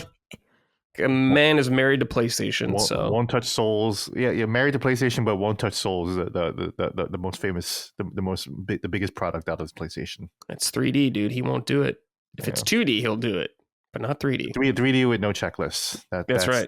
That's a huge issue. Death sentence. I mean, this is another reason to be angry that there's no follow-up to Bloodborne, because he did like that game. Yeah. And so this is another reason to be angry about that, because it's like, if you want him to play a Souls-type game, Bloodborne was it. It's got to be PlayStation exclusive. If they don't make more, he's not playing it. It's got to be PlayStation exclusive. Well, he didn't play Demon Souls, though. True, dude. That's true. Maybe because of the gothic aesthetic probably appealed to him more than to the Castlevania aesthetic. Because Bloodborne is absolutely the closest thing to Castlevania out there. It's like Bloodstained. Sometimes I almost want to call it Bloodstained, you know? Yeah. But yeah, Demon Souls, he never even touched. And that's still that's kind of the only real PS5 exclusive, honestly. There's one other game I'm forgetting. Gran Turismo. Well, that's PS4, actually. Sorry. Oh, yeah. I forgot that's PS4. Yeah. I don't know. Don't worry, we saw the movie, so. True. I should watch that. Now that it's probably out. I should watch it. It was pretty good. It was pretty good. We saw Orlando Bloom was excellent. So we did the spoiler cast that we did for it, though. It was just like the crux of the movie, not a spoiler. The crux of the movie is that this kid wants to be a race car driver and his parents don't believe in him, but he's a fuck up in every aspect of his life. And it's kind of like you can't blame your parents for not believing in you and your grades are trash and you don't do your chores. And he's like, you never believed in me. And it's like, you're a shit kid. You've never given us anything to believe in. Yeah, exactly. Dude, like, you're a rotten Which is such a kid. fucked up thing for a parent to say. This is why I'm not a dad. But yeah. And I just said, so like, I'm watching this movie the whole time, like, yeah, but you suck. You understand, right? Like, you have to understand that the reason they didn't believe in you is because you're trash. And you always have been trash. And you found something you're good at. And I'm proud of you for that, son. But like, you were trash. But if I was that dude's dad, I'd be like, listen, bro, like, you can't be mad at me. You were dog shit. Yeah, and man. like, you found something you're good at. But everything else you've tried before this, you were awful. So like, you wanted me to buy you a car to race? Are you fucking nuts? It's not a cheap hobby to get into, okay? Like, we're not talking about, well, I want to learn how to play piano and get you a $100 Casio keyboard. Oh, We're so talking about a fucking race car. So his story is that he wanted a race car and they didn't buy it, and he was such a fuck up. So they're like, here, have this fucking video game. Oh, shut the fuck up. I mean, it's not even that because like they didn't have a lot of money. Like they weren't rich. Like it was out. But was the answer to just get them a fucking PS3 and the game and just like solve that? They're like, okay, well, he's got a game. The dude he's so obsessed with the racing game that he convinces himself he could be a real driver. And it's like, you cannot fault anyone for saying that's crazy. The game came first before. Okay. Right. And it's like, you just can't fault anyone for saying, kid, you're nuts. Because I'd say the same thing. Like, you're nuts, you can't be a real driver just because you play a racing game. Yeah, I would say the same thing too. I'll be like, no, like Microsoft Flight Simulator. At that point, I'd be like, okay, yeah, maybe you can fly a plane, I guess. Go sign up with Trump's FAA and see if you can get a job there. Oh my God, though, there's some dude has videos of him playing Flight Simulator, like dead ass serious, and he's calling the radio tower and he's doing all these things, and I'm like, this is so strange. And I can't even fathom getting this into it. It's like, what the hell is happening here? You have your fake little cockpit set up in your house and you're like actually radioing the tower and pretending you know what. I was like, what? That's cool. It was like I would love that if I had a house big enough to have a whole simulated pilot thing set up in my room. But at that point, I probably would have like a fucking Time Crisis cabinet instead. Mm-hmm. Yeah, if I had to choose a large peripheral to go in my house, it would not be that. Even like the racing wheel and pedal setups, I'm like, nah. Yeah, I'd rather have like a Daytona USA like arcade setup instead. Yeah, it'd just be a lot more fun. Yeah. All right, guys, that's it. Another episode in the books. We are all done here. Before we go, anything you guys want to say, or should we just get the hell out? It's chicken patty night. Ooh. All right. Trying a new brand, though. Tyson has made the chicken patties very thin. This is shrinkflation, like 101. I would have rather they raised the price than make the patties thinner. They're comically thin. They're still delicious. It's still a delicious Tyson chicken patty, but they're very thin. So I went to the supermarket and I compared through the bag. I was feeling them up and I compared the thickness of the Purdue frozen. Well, because I was trying to get and I'm feeling the Purdue frozen patties and I'm like, these feel a little thicker. Yeah. And they were 20 cents more. So I'm trying the Purdue frozen patties tonight. Colin is working late and we're not eating dinner at the same time. So it's chicken patty night. Okay. Gene, what do you got going on? No, I kind of want a chicken sandwich now. Hell yeah, good. Dog. Hell yeah, man. Dude, if you can find them, I can't buy them here. But the Purdue, like fresh chicken patties, so they sell in the refrigerator section, not frozen. They have a spicy chicken patty that is like as good as like the spicy, Wendy's chicken sandwich. And I used to love buying those and making like chicken patty parm with it, like, spaghetti and the sauce and all that, but with the spicy patty. But you can't buy them here at all. Like none of the stores here carry them. Mm-hmm. No, I think I'll get some Chick-fil-A. It's been like okay, nice. a year, Hell I think, since I've had Chick-fil-A. Or last time was at Colin's wedding, actually. When I was it's been well over a year. When I hung out with Dustin and we all went to Chick-fil-A. I just went before we started.